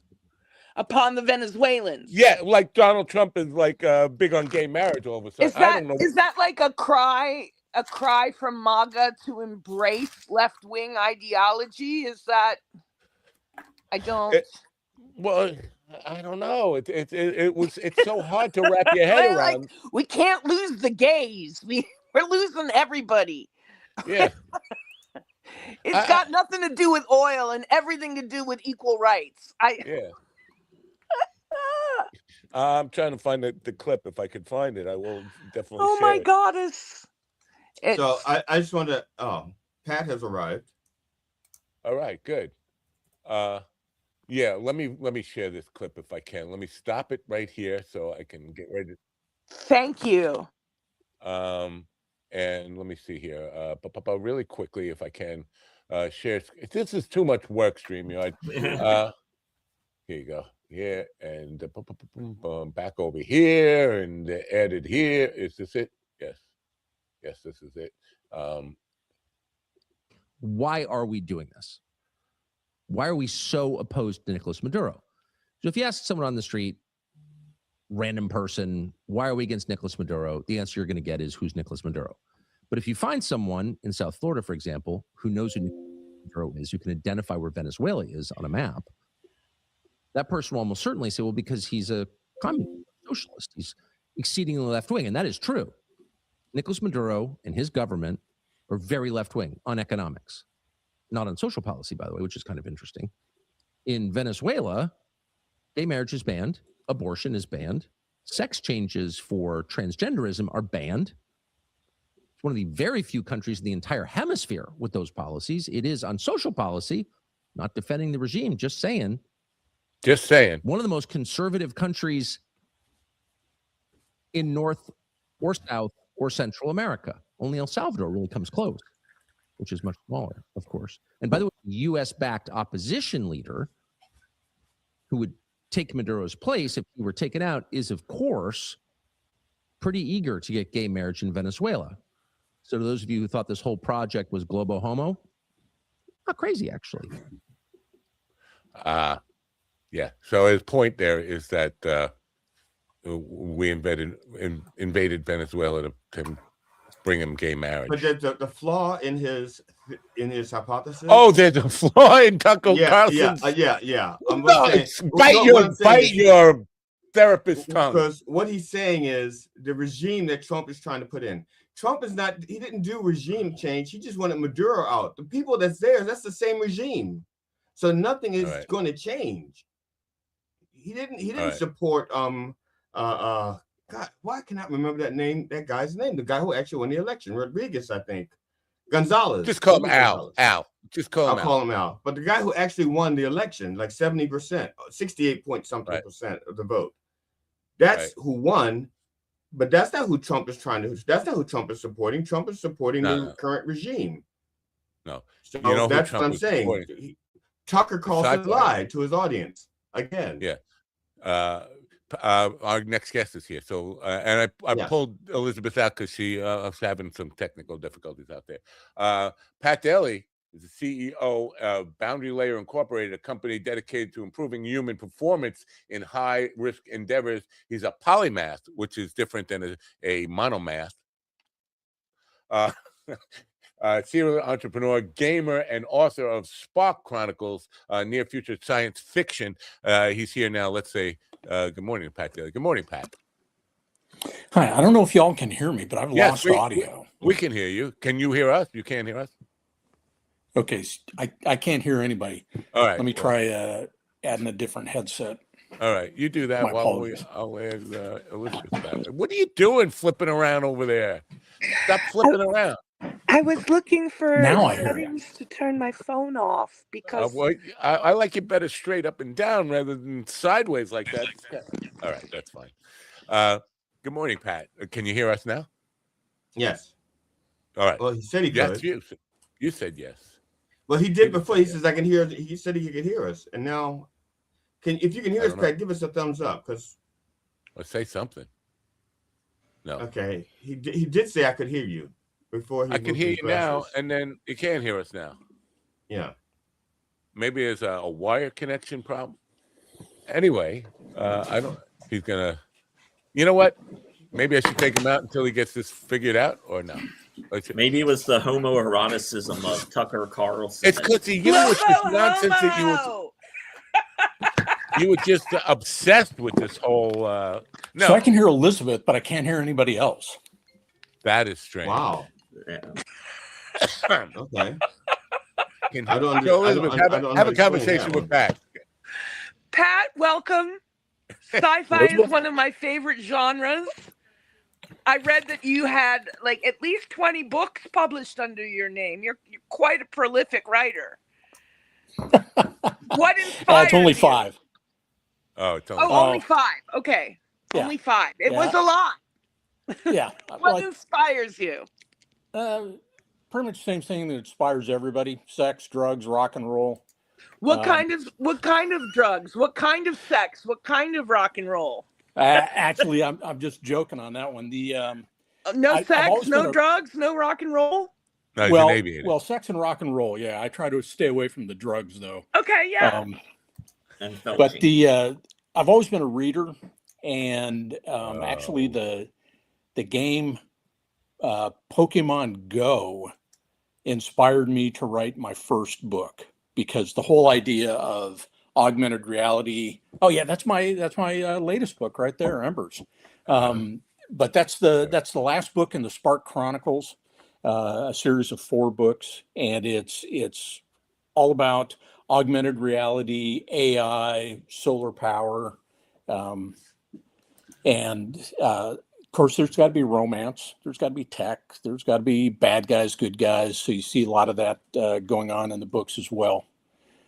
But yeah, sci-fi fan, always wanted to write sci-fi, and finally during COVID, I jumped on it.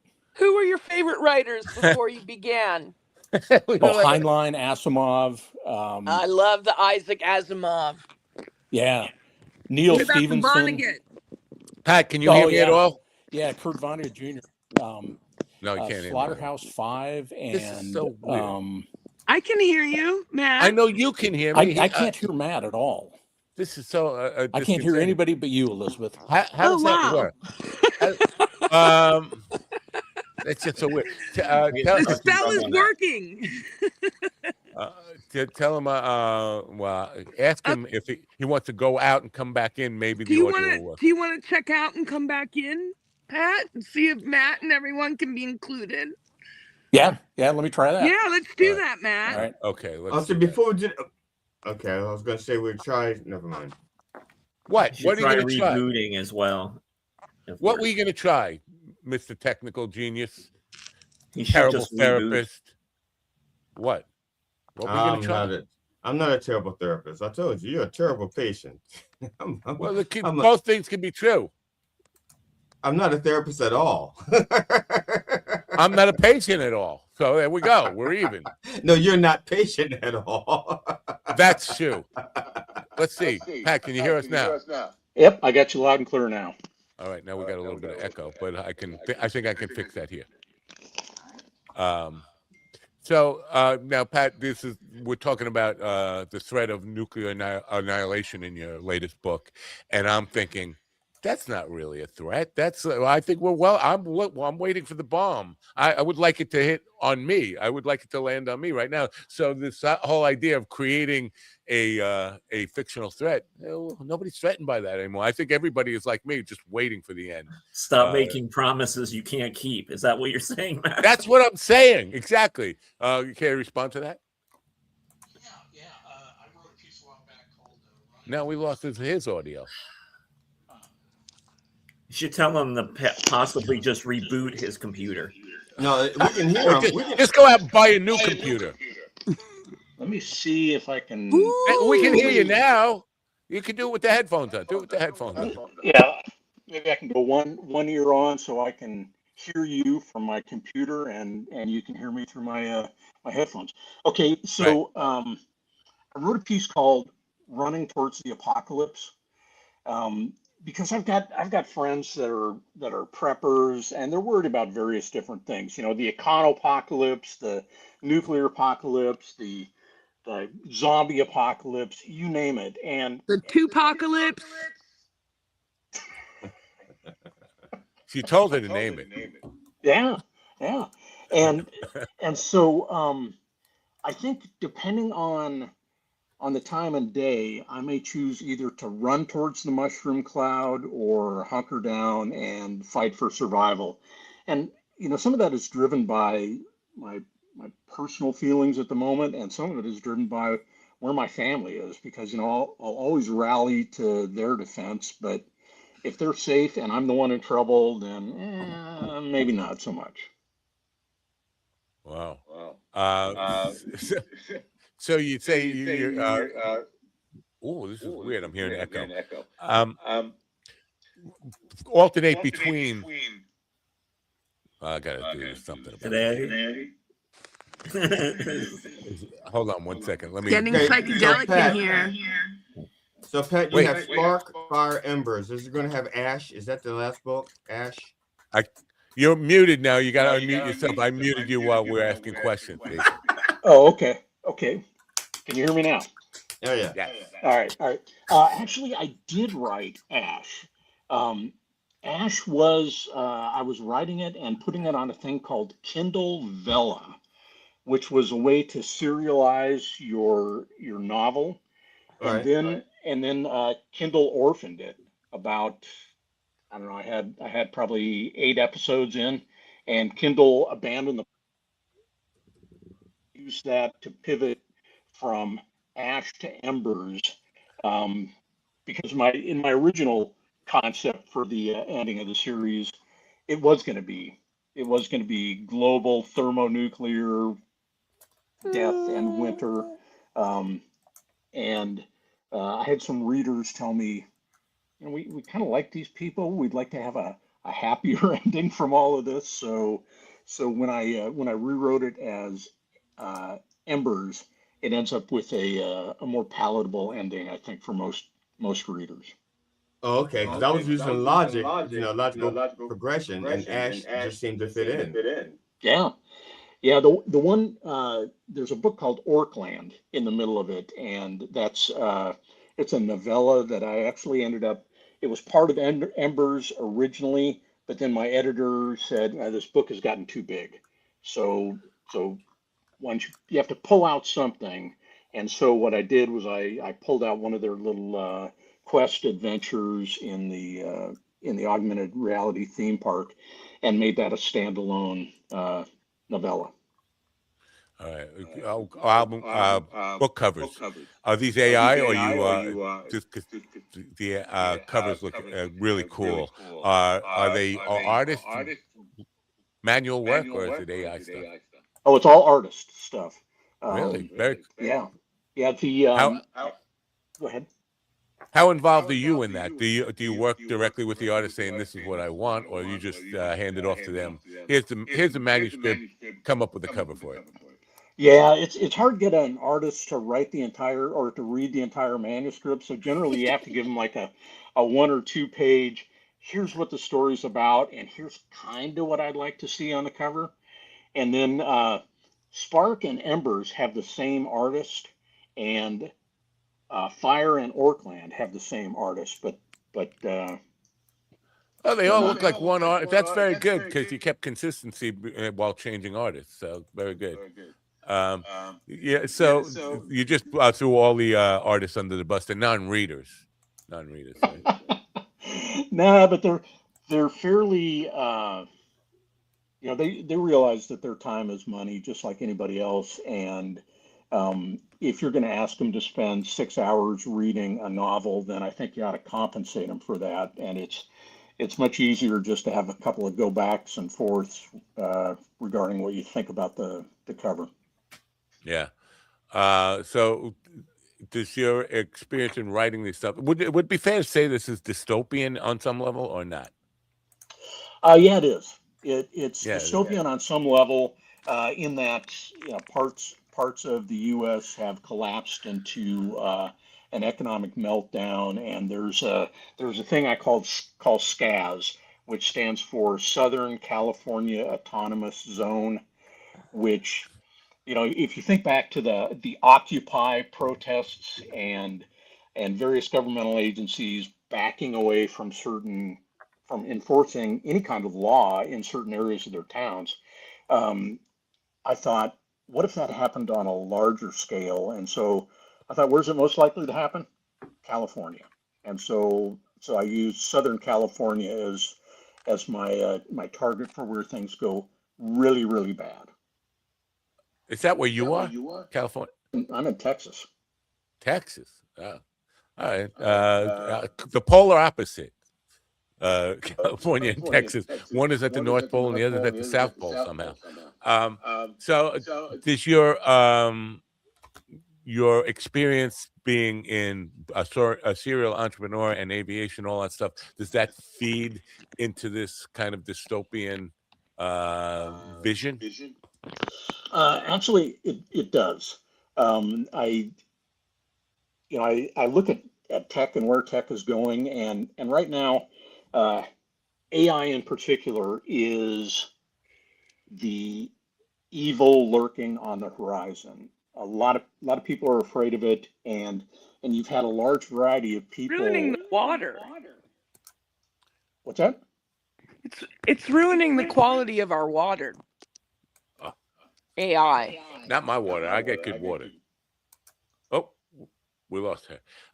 Go ahead. You continue. Can you use your thought? Yeah. She said ruin our quality I've of lost our water. everybody again.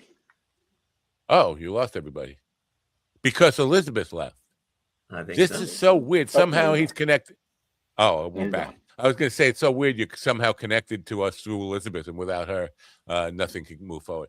So she was just saying that it's ruining the quality of our water. It's interesting because I did a survey the other day, took part in a survey, and they wanted to know what I felt about AI. Is it mostly beneficial? Is it negative, or is it somewhere in between like that? Yeah, I don't know if you guys can still hear me, but I can't hear anybody anymore. Oh, you can't hear us. Wow. We need Elizabeth back. You can't hear us. Well, that's a shame. All right, GD, you're a terrible therapist. Thank you. All I can think about is that line in Spaceballs. Even in the future, nothing works. All right. Now I'm back. Now I can hear you again. Okay, something weird going on there. I was just saying on the AI stuff. I can't hear You can't hear me. I'm not muted. All right, GD, ask him. What were you going to say, though? Okay. Basically, AI, you know the question. Basically, where are we? Is it negative? Is it positive? Is it because the perception of it is all over the map? Some people think it's. So Matt wants to know if AI overall is it a good thing or a bad thing in a nutshell. Nutshell. He can't hear you either. All right, Ron. Ask him if AI is bisexual. Can you hear? Can you hear me? I can hear you. Okay. Well, there was a question about AI. Yeah. I don't exactly remember what it is, but let me ask you about AI. Is he what bisexual? What's your stance on AI currently, and especially with the internet being currently at 20% dead internet with AI? How do you think that's going to factor into the future? Well, I think we're kind of already at zero trust internet, and I can't really speak to the dead aspect of it, but right now AI is everybody with the ability to code is jumping into the water, and the big fear of AI has been, since Terminator, that AI is going to wake up one morning and they're going to go, the biggest threat to me is you. And so they're going to, launch an extermination project for humanity. And in Embers, you see that on the part of one AI, but a bunch of people have written about AI, including Henry Kissinger, and I had no idea Henry Kissinger was even alive when he wrote this book in 23, but it's called the Age of AI, and both he and some other folks are saying that we need to treat AI like we treat nuclear weapons. That it's got to be controlled and enforced by strong governments throughout the world. And I just think that's a fool's errand right there, because it's too cheap to create and launch, and it's too fast. And I think really our only hope of constraining AI is bizarrely to use AI in that role. So I come up with kind of a benevolent AI, if you will, to oversee what's going on in cyberspace. Is there such a thing as a benevolent AI, though? You can't hear GD, can you? I can hear you and see you, but not GD. But not what? But not G. Can you hear GD when no, he talks? No. I mean, I can see your mouth moving. I can see you shaking your head, but I can't hear a thing you're saying, man. Yeah, I'm sorry. This has been a very strange one for us because, I mean, we've had issues before, but nothing like this. This is very odd. And were you all fine before I joined?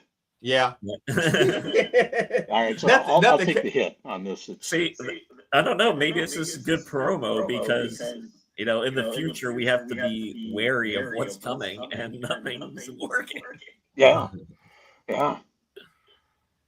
Okay, well, I'm not sure what to ask at this point. Well, I wanted to ask him about comparing his books to Sleeper. I can just babble on if you want me to. The Woody Allen movie Sleeper, that was dystopian, but it was like 73. I was just going to compare what he thinks of Sleeper versus what his idea. GD's asking, how does your idea compare to a Woody Allen film called Sleeper? Oh God, it's been so long since I saw that. I don't really remember the full premise behind it. But I think I like to describe this series of books as kind of Ready Player One meets Westworld. Okay. So you get a little bit of the, in Westworld, well, you have to take all the gratuitous sex and violence out of Westworld and but then you don't have a movie. Yeah, G just said, then you don't have a movie, which is very true. Well, you still have there are layers beneath the park.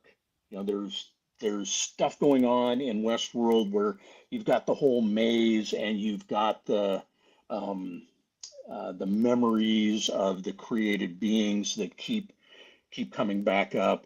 And what I wanted to do with this theme park was have different layers of understanding for people. You could go and you could just do the rides and have a happy day, but there are little clues throughout the park that make you realize that there's more going on here than the average person sees. And so the two prime characters, Will and Feral Daughter, they're the ones that really start digging into what's below the surface and poking around at the guts of the park. Okay. And how long did it take you to write this?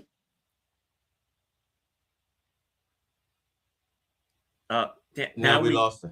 Yeah, now we can't hear you. Now it's working. Yeah, I don't apologize, man. I don't know what is Hello, going on. You can hear me now, right? Yeah, now I can hear Matt. That's weird. Yeah, he can hear me, but he can't hear GD. No, he can hear me. GD, yeah, take yourself out and bring yourself back in. You, but then he dropped out. Hey, you want me to I can hear him fine. Okay. GD, come on back in. Come on back in. Now say hello. No, we can't hear you. You're muted. You're fucking with me. Yeah. That was funny. Matt, can you hear GD? Can you hear GD? I can hear him now. All right, we can have a conversation. Yeah, that's beautiful. All right.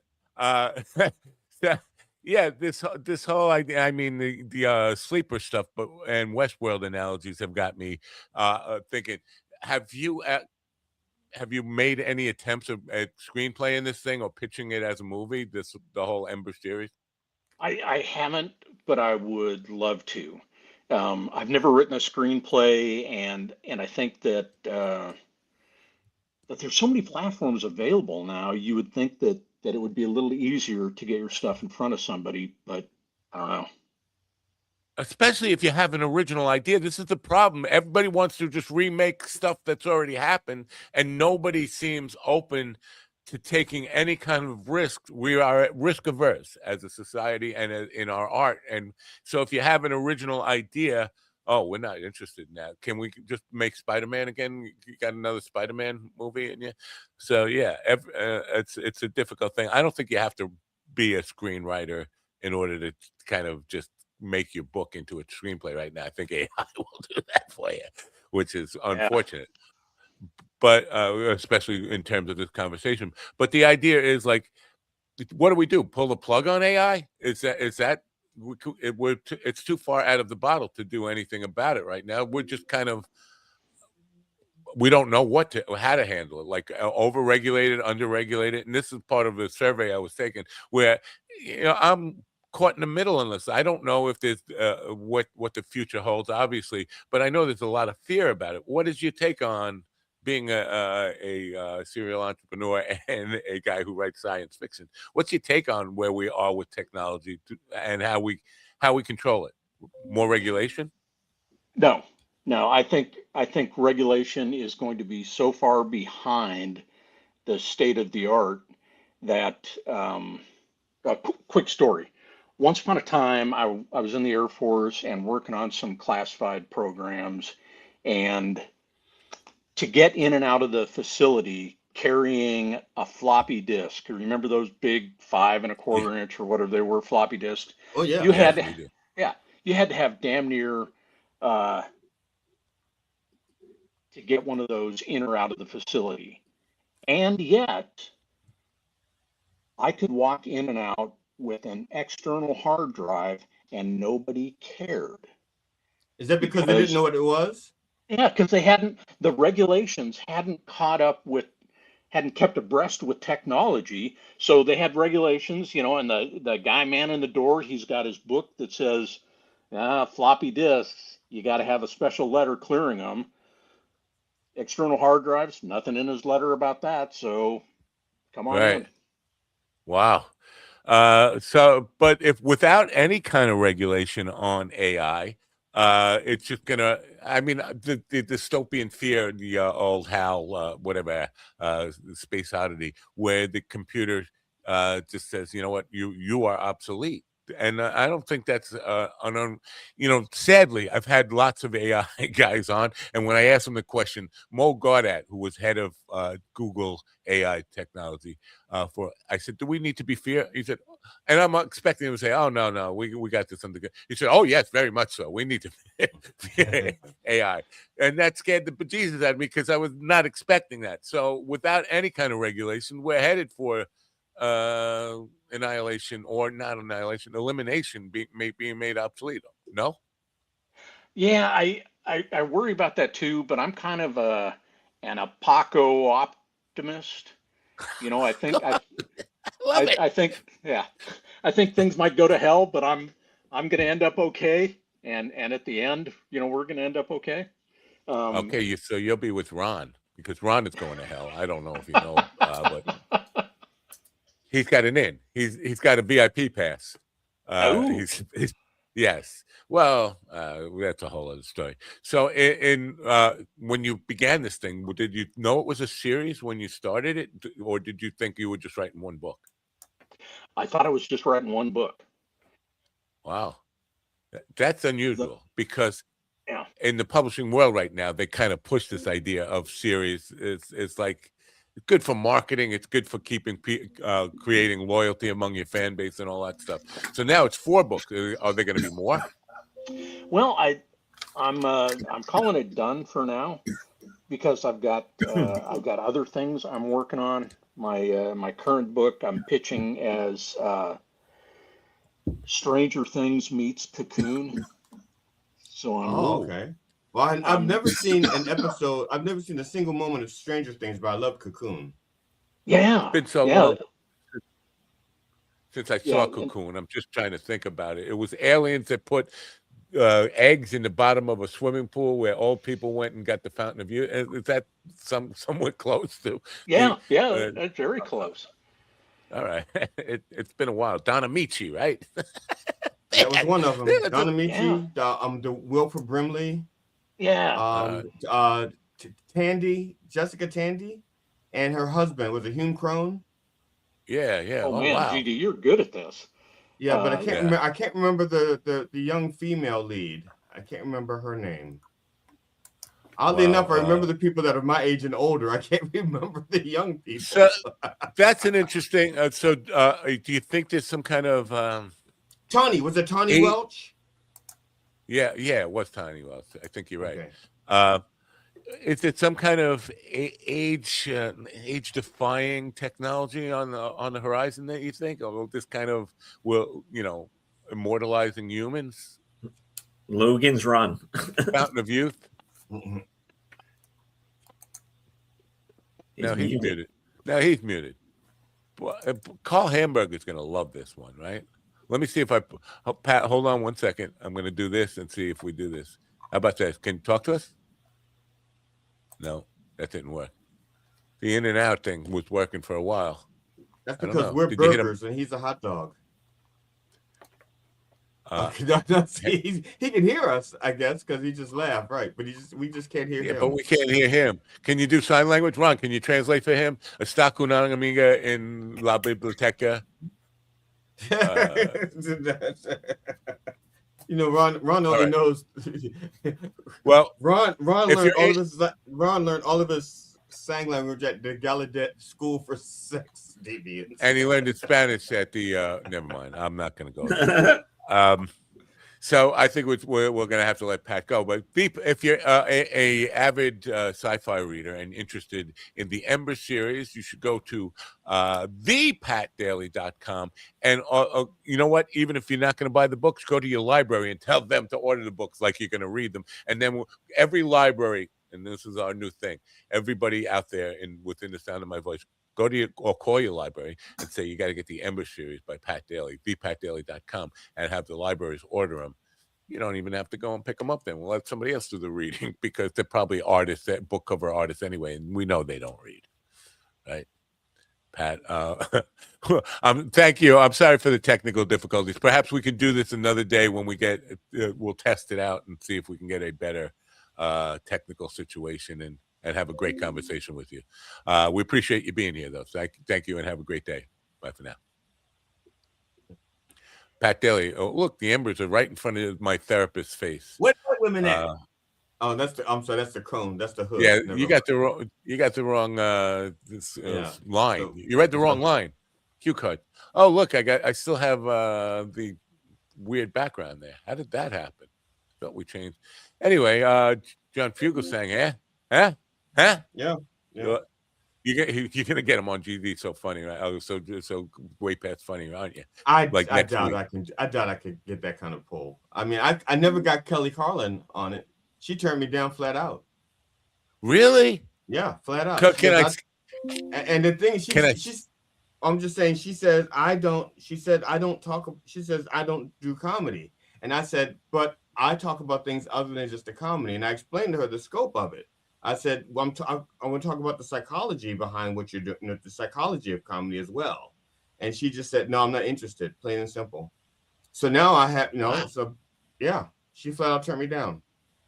You didn't say, but I'm good friends with Matt. Oh, no, I started off by introducing myself. I said, I'm GD Fenderson. See, that's why she's not interested. Oh. And that's when she closed her laptop too. Like, hi, I'm GD Fenderson. Yeah, she also moved out and burned her house down and disconnected from the internet altogether. I haven't seen her in a while. So she's been incognito for a while. So that's interesting. Well, the thing is, I've seen her do other things. She just had what the hell? All right. What? Anne was just saying she'll see us Sunday. She's leaving. What?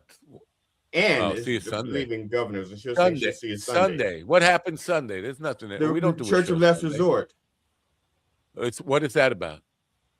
It's about an hour long. Yesterday I texted because I was in a conversation with you, texting back and forth with you.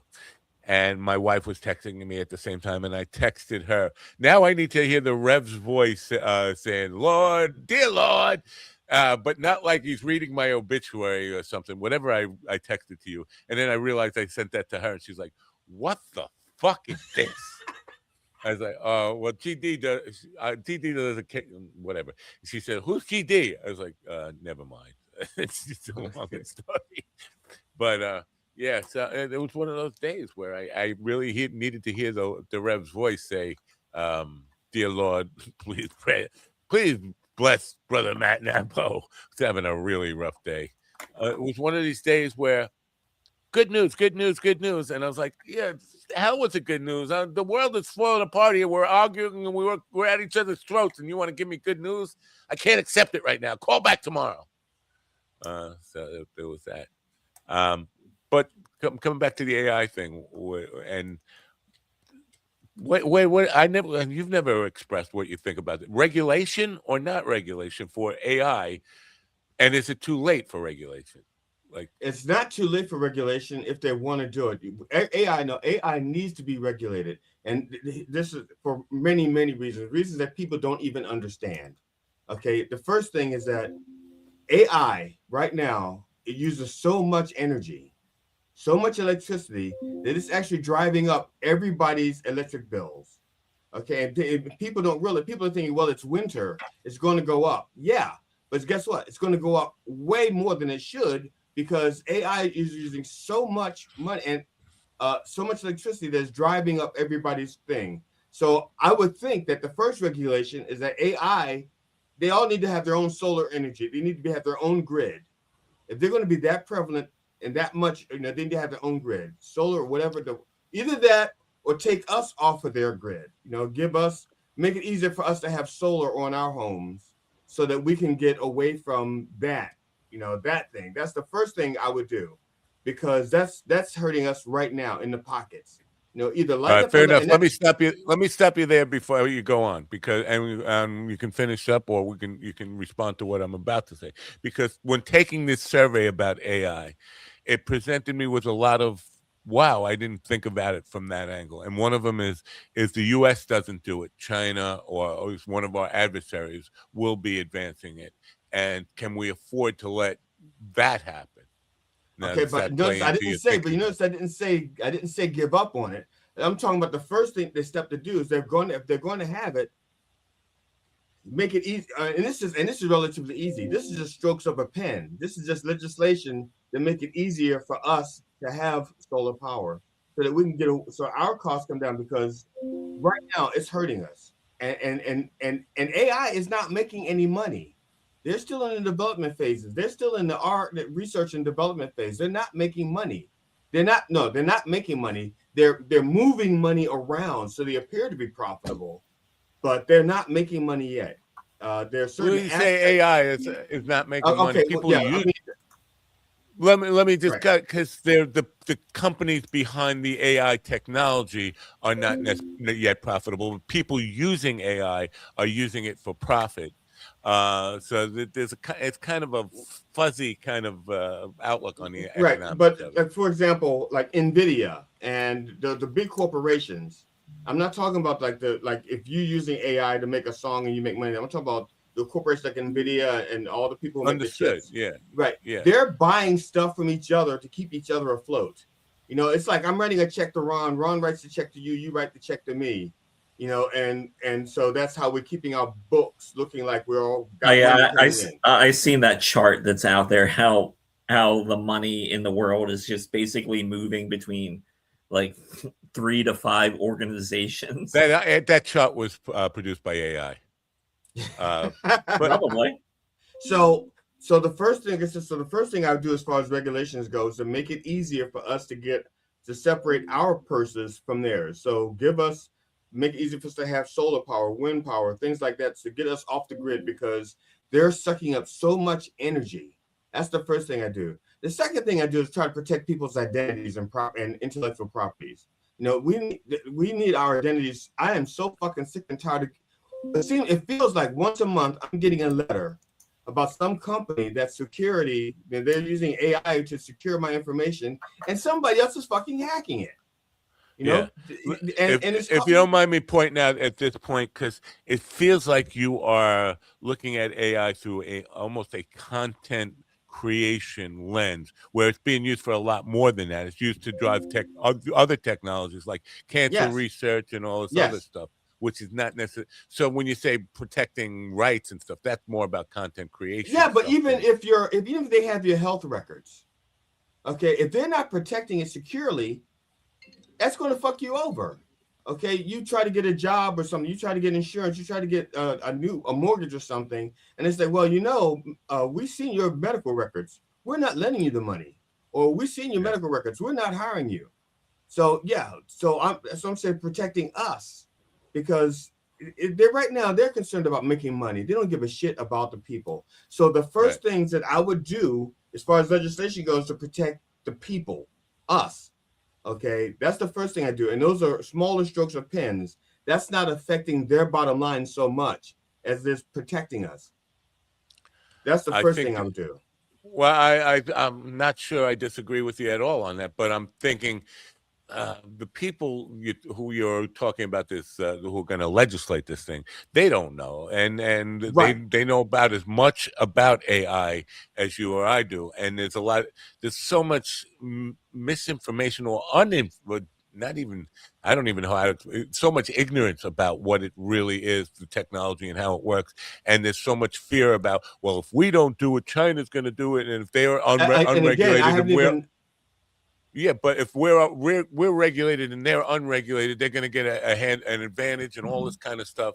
But the things I'm talking about does not affect research and development. None of the things I'm talking about affects research and development. So they still free to research. I'm talking about protecting us along the way. Giving almost like a bill of rights, a new bill of rights for us. Well, in relation to AI. I think the biggest joke with AI, and since it's been with Big Bill and they've been not bisexual enough for you. No, it's they keep, they're like, we need all this energy and all this, but we're still getting emails and stuff from the electric company every winter and during summer months. Hey, can you conserve electricity because the grid is under strain and things like that. Here's this common scam that I'm getting. I feel like it's a scam, but I'm not sure it's a scam. But GT will probably say, no, it's a scam. And this has been going on for years, New York State, and I don't know if this happens in Pennsylvania or Maryland, but New York State will pay for and they always say no money out of pocket for solar panels on and you can sell your electric now back to the electric company. We're just going to install the stuff. But go ahead. It's not that it's a scam. This is how that works. When they tell you no money out of pocket, what they're doing is there's some tax things involved with bidding solar. So, for example, and this is the only way you will not come out of pocket. I think, and let's say an entire solar outfit costs $50,000. That's installation, that's panels, that's the battery on the side, because I think just one battery is like $8,000. I don't know if at least it was about a year ago, $8,000. One Tesla battery, because I don't even know if anybody else makes those batteries that you can hook up and run your house when the solar's gone. You probably need 2 batteries, which would be like $16,000. But the entire outfit is probably around $50,000. What they're saying is, what you're doing is you're actually signing over your tax returns for the next few years. Okay, so if your tax returns over the next, let's say 5 years, is going to equal $50,000, it's going to cost you nothing. That's why they say it's no money out of pocket. they're collecting on Here's your what it tax said. returns. Let me read you the exact text that I got last night. It says, Matthew, that's me. I don't know if you knew this about me, but my name is Matthew. According to our records, you qualify for a $0 net cost program for solar incentives that could save big on energy every month. You can actually sell electric back to your provider. So it's saying $0 net cost means not just zero money down, because I have got some that said no money out of pocket, and this is a typical phrase they use. This is saying $0 net cost. So it's not going to cost me anything. Now the fine print in almost every one of those contracts is the same thing. What's not coming out of your reason why it's not coming out of your pocket is they want to take it from your tax returns. If your tax returns equal the $50,000 over a certain period of time, so let's say it's 3 years, and which would be, let's say you should get that means you should get $15,000 back each year. I don't know who gets that, but let's say you get $3,000 back. The next $12,000 comes out of your pocket, because in order for it to be net, you have to have enough tax deductions and enough tax money coming back to you. So when it goes to them, it costs you nothing. This one says something slightly different. It says that New York State will cover all the costs, so it costs you nothing, and you actually get a 30% solar investment tax credit. Yeah, like in PA, because we've looked into this, there's an account, like the guy explained to us, there's an account that Pennsylvania's been throwing money into for years. Right. And to help pay for this stuff. So you can they'll cover it. I'm always reluctant to even respond to this, because if I even say I'm interested, I'm going to get inundated with 1 billion emails and text messages, and they don't let you go. And so the thing is in the fine print. It's also, like I said, the thing is in the fine print, because it's where that money is going to come from. Like Ron, you're saying Pennsylvania's throwing money into it. Maryland is also throwing money into it as well, but not enough. You know, so it's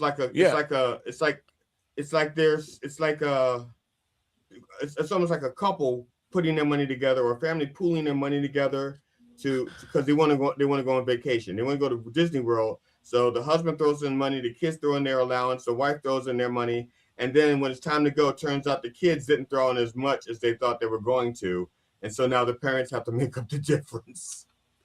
Yeah, the big problem here is it varies state by state and all this stuff, so nothing is uniform. Yes, and that's the other thing I'm talking about. Yeah. The problem is, again, I think you're right when you say the fine print, but you can't get to the fine print until you say, yes, I'm interested, I want to learn more. And then if you do that, you're going to be like spending the rest of your life deleting emails, unsubscribing from this, writing stop in your text messages. It's a nightmare. I definitely don't want to pay what I'm paying for electric. I'm being way overcharged for this. And to be able to save money or actually sell electric back to the company, that sounds like a dream come true. But I'm not gonna allow. I'm very much interested in that. You know, the solar, I think I'm going to approach it from a different, because I've been trying to do it through contractors, learning about it from contractors. I went to my neighbors. Every neighbor that had solar panels, I went to each one of them to find out about, how that, what it's costing and what's so forth. And each one of them had like a different contract. Not one of them had the same type of deal. It's like the deal that they made with that particular solar company is different, and I have like 7 different homes in my neighborhood with solar panels that I've gone to try to research. My wife is now part of people spamming me. She just sent me. Apparently somebody was reaching out to me with one of these. It's that fucking bullshit Swedish company again, trying to recruit me, and they're sending stuff to her about me. Like, God, man, stop sending me checks. Stop sending me checks for $40,000 or $38,000 already. Scams are everywhere. I'm sorry. So I'm just replying to her, to just delete it and leave me alone. Yeah, so the whole world has gone scam crazy. And so all this sounds too good to be true. But coming back to the idea of AI needing all this power, well, it's just we have enough roofs in America to power the whole fucking world. Right. If we just Yes, that's what I'm saying. So make it easier, make the legislation easier so that we can get solar on the homes to take the stress off the grid. Because like right now, my neighborhood, we're in a fight with trying to keep power lines from going through our neighborhood for AI. It's for an AI station, and I think it's in Jersey or something. But they're like want to cut through like a quarter mile away from my house, a quarter mile, 0.26 miles from my house. But we would see all the power lines from where we are. We would see, and so we're in a fight right now, trying to keep that from happening. And this is why I brought this up, because we were talking about AI and all the power it needs. And this is where the advantage goes to like places like China, where they don't fucking care about solar. They don't care about, oh, it looks ugly. Solar panels look. They have actually acres, and I mean millions of acres dedicated to solar technology, and they're kind of saying, yeah, this is going to power our AI stuff. So I feel like we're going to be behind. We're going to be behind. We don't have to be behind. We just, like I said, we just have to wake up and the problem. We have too many politicians making money from energy companies, and these energy companies, they're one-trick ponies. They're one-trick ponies. They don't want to new stuff. They don't want to. It's like, no, dig up more dirt. Let's get the poor people to subsidize what we want to do. We don't want to. They're trying to do it on the cheap. If I may. may. Before to the people in the audience, if before you go to the library and tell them to order Embers and tell them to order John's new book, Separation of Church and Hate, I want you to write a strongly worded letter to G.D. Fenderson telling him he's a terrible therapist. He should give it up and just buy some solar panels and stop being such a cheap fuck about it. And now that he's author adjacent, in which I'm seeing the conversation today, now that he's author adjacent, he has the extra money to go buy solar panels. Did I say something funny? I'm sorry. That was a gag reflex from my wallet. Oh. My wallet has a very poor gag reflex. You can't be sticking that kind of stuff in my wallet and expect it to swallow it. It's not happening. So, hey, just to remind everybody, since it's like the top of the hour or after the hour or whatever, Mr. Tongue is this Monday. We are back to normal. We're not having a special show this week, so the mic is happening this week. Last Monday, solar powered, Mr. Tongue. Solar powered tongues. Yeah, we had a great show last Monday, so thank you to everybody who's coming out for that. And we're going to have another special show at the end of February. Last Monday, what was that? That wasn't the first was on the. No, that was actually that was a holiday, Josh Away. It was the 9th day of Kwanzaa, called Josh Away. What is happening with Josh Away? Give us now with your Josh Away update. Here is our Josh Away correspondent, Ron Kane. Well, he came home to visit because he hadn't been home in like 2.5 years. So he came home to visit his family. And so he goes back to California on Saturday. He starts a new job on Monday. And yeah. And why are people still doing jobs?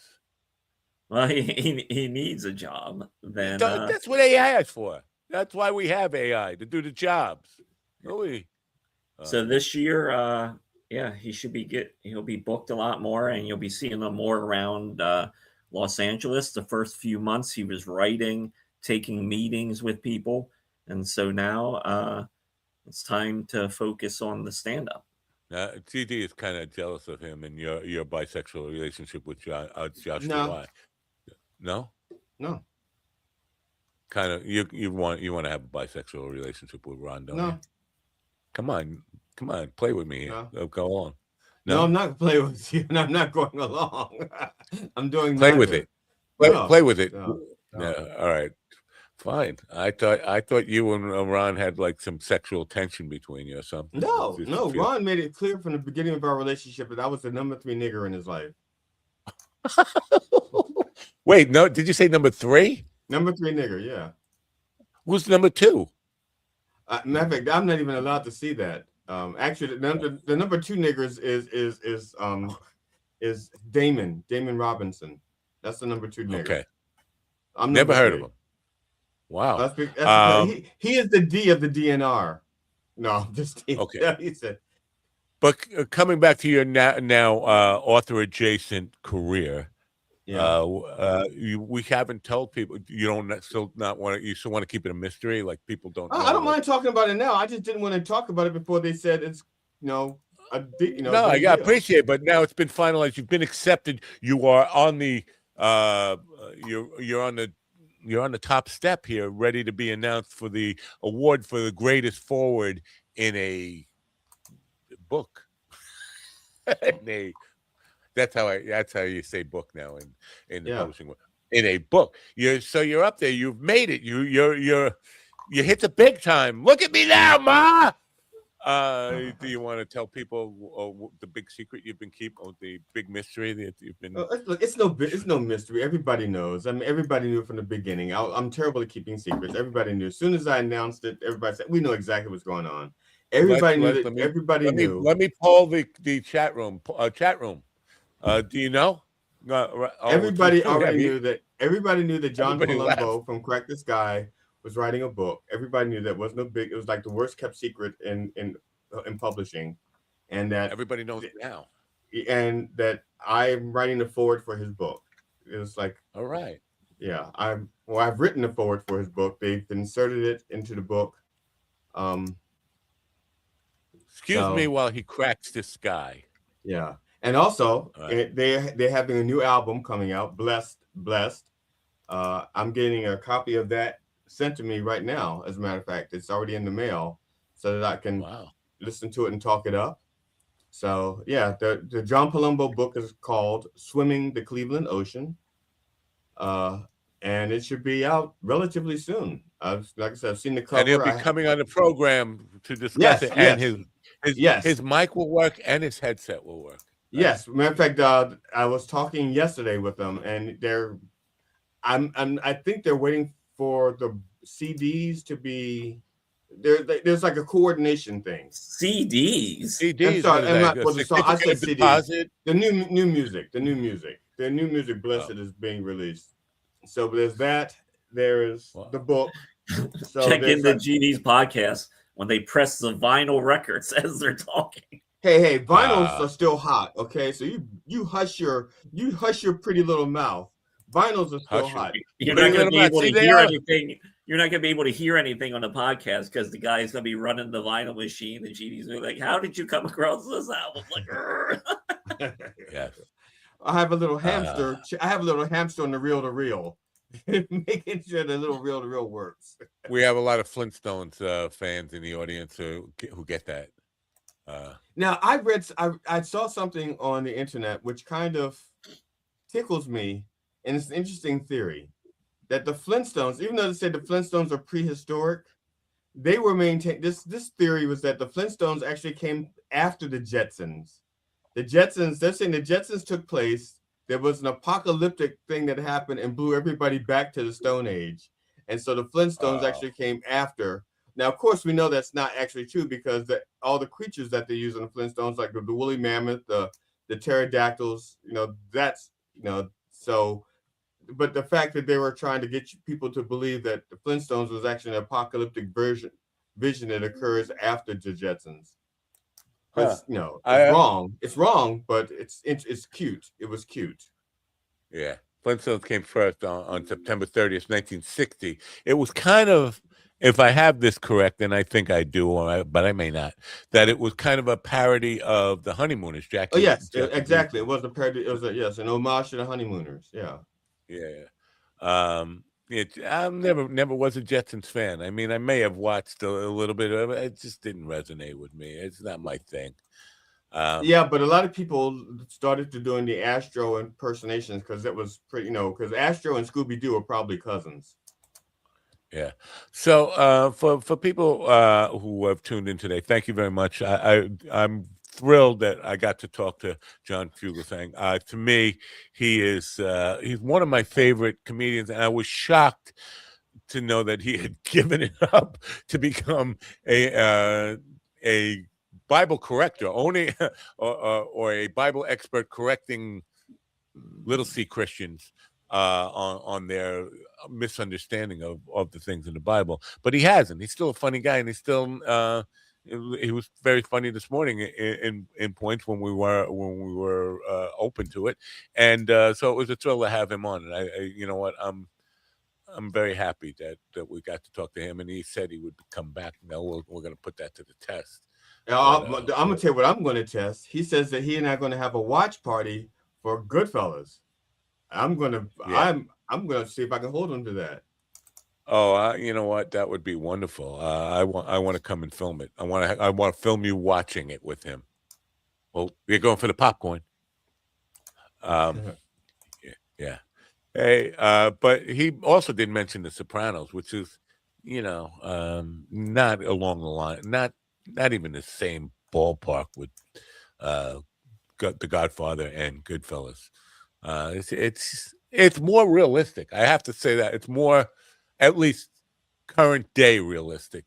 Even though Henry Hill, you can't question that he was involved in the story of the Goodfellas, but all those guys were fucking liars. So you're basing a movie off a book written by a fucking compulsive liar, criminal gangster. A lot of it's not going to be true and all that stuff. So you don't know what to believe and all that. At least The Sopranos seems to be like they knew the people on the street, and it wasn't all glamour and glitz and all this bullshit. It's a bunch of wannabes, a bunch of fakers, and then a few fucking guys who are just fucking psychopaths ready to kill anybody. And that's basically the Long Island experience and the New Jersey experience all wrapped into one. Anyway, good show. Well, part of it was a good show. The technical difficulties will show up on who the fuck are these podcasts, garbage podcasts, will be made fun of and mocked on that. But you know what? We got John Fugelsang. They didn't, right? Yeah. All right. I'm going to see if I can exploit it. Yes, I'm going to attempt to exploit my relation again, because we had connections already. He and I had the connection. We had the Rhonda Handsome connection. We had the Politipod connection. And I don't now have we any have this connection. Oh well, now we have this connection. I'm not connected. I'm sure Rhonda Hanson said. So you were on with GD's co-host, huh? Yeah. Thank you, Rhonda. What's up, her ass? Like I said, anyway, I called into this radio show and we talked for a little bit. This is several weeks ago, like maybe 4 or 5 weeks ago, I guess. And I made him laugh, which was a good thing, to make somebody laugh on national television, national radio, on a national show. So. How do we get on Sirius? I want to get this show on too. How do we do that? I'm serious. I don't know the answer to that. Serious. I don't know. I honestly don't know. I think you have to write them a long pitch about it and all this. I would think that with all the programming that you actually have at your disposal. I mean, like the stuff that you have in the. I already put it in the disposal. Archived. I mean, all the stuff you have archived. I actually think that you could actually have your own Roku channel with all the programming that you have archived and stuff like that you could actually. I did. The problem with that is storage, because the storage fucking. Yes. I had my own Roku channel, and it wasn't really worth the investment because of all the stuff I had to store on there. My storage bills were like, I don't know. I don't want to talk money here, but it was $1,000 a month or something just to store all the content, and not all of it is good. I'll be the first to admit that. So.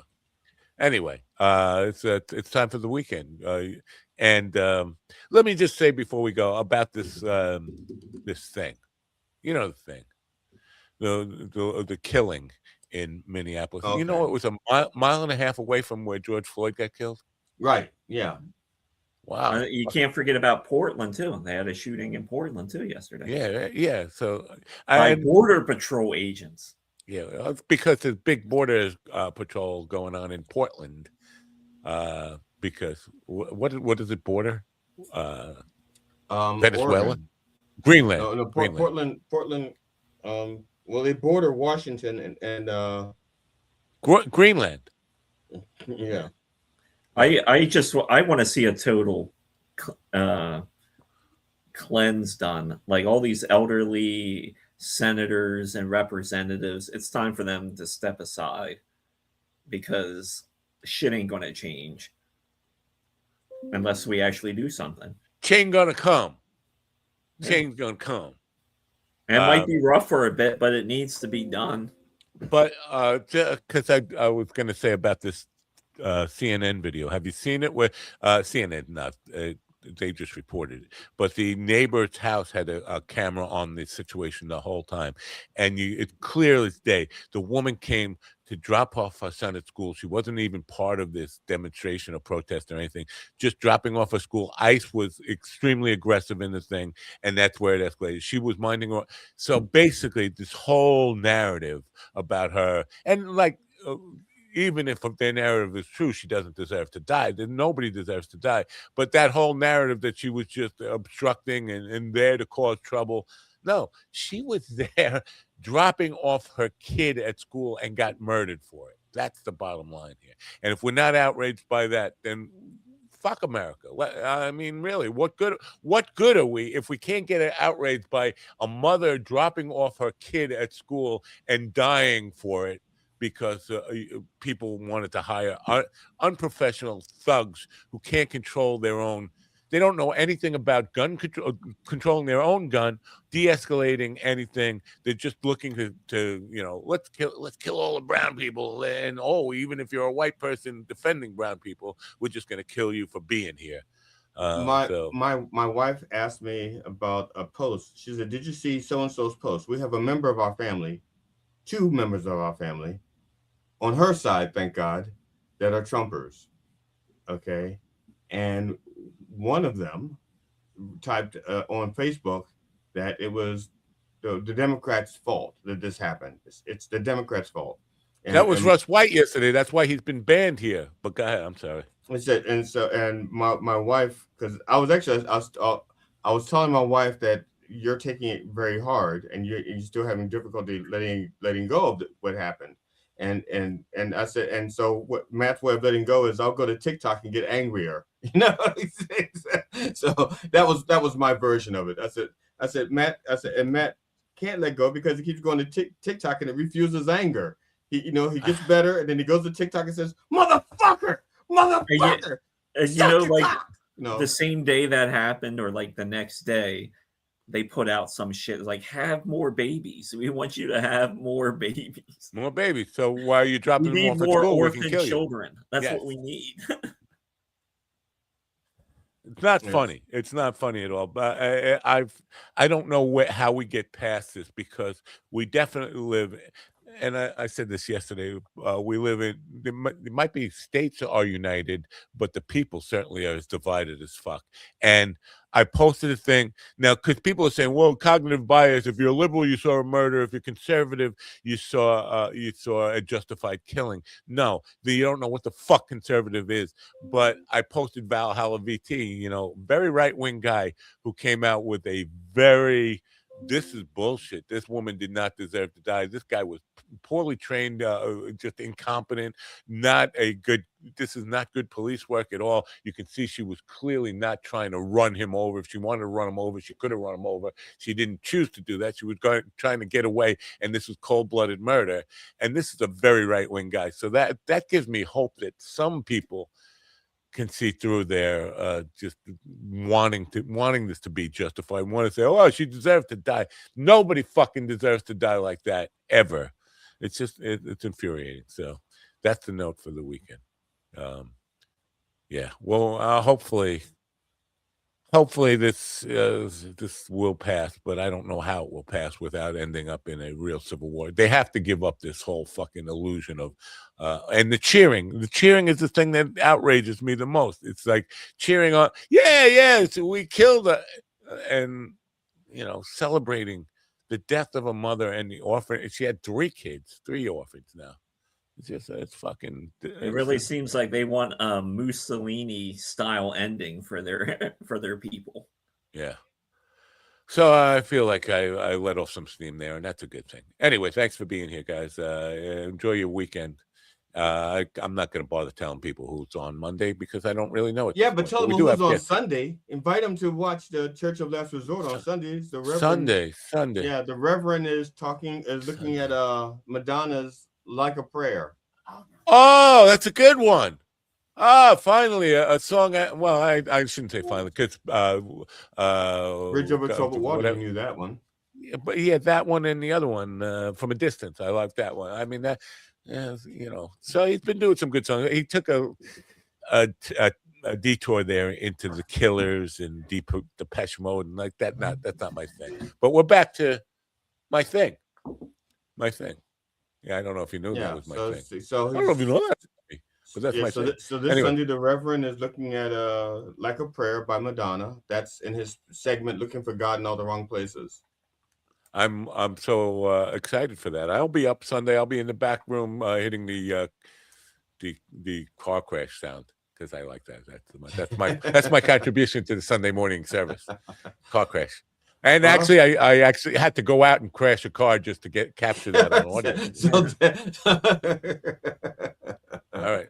You guys have a great weekend. And Sunday morning, tune into your radio. Turn on your radio. Bye for now.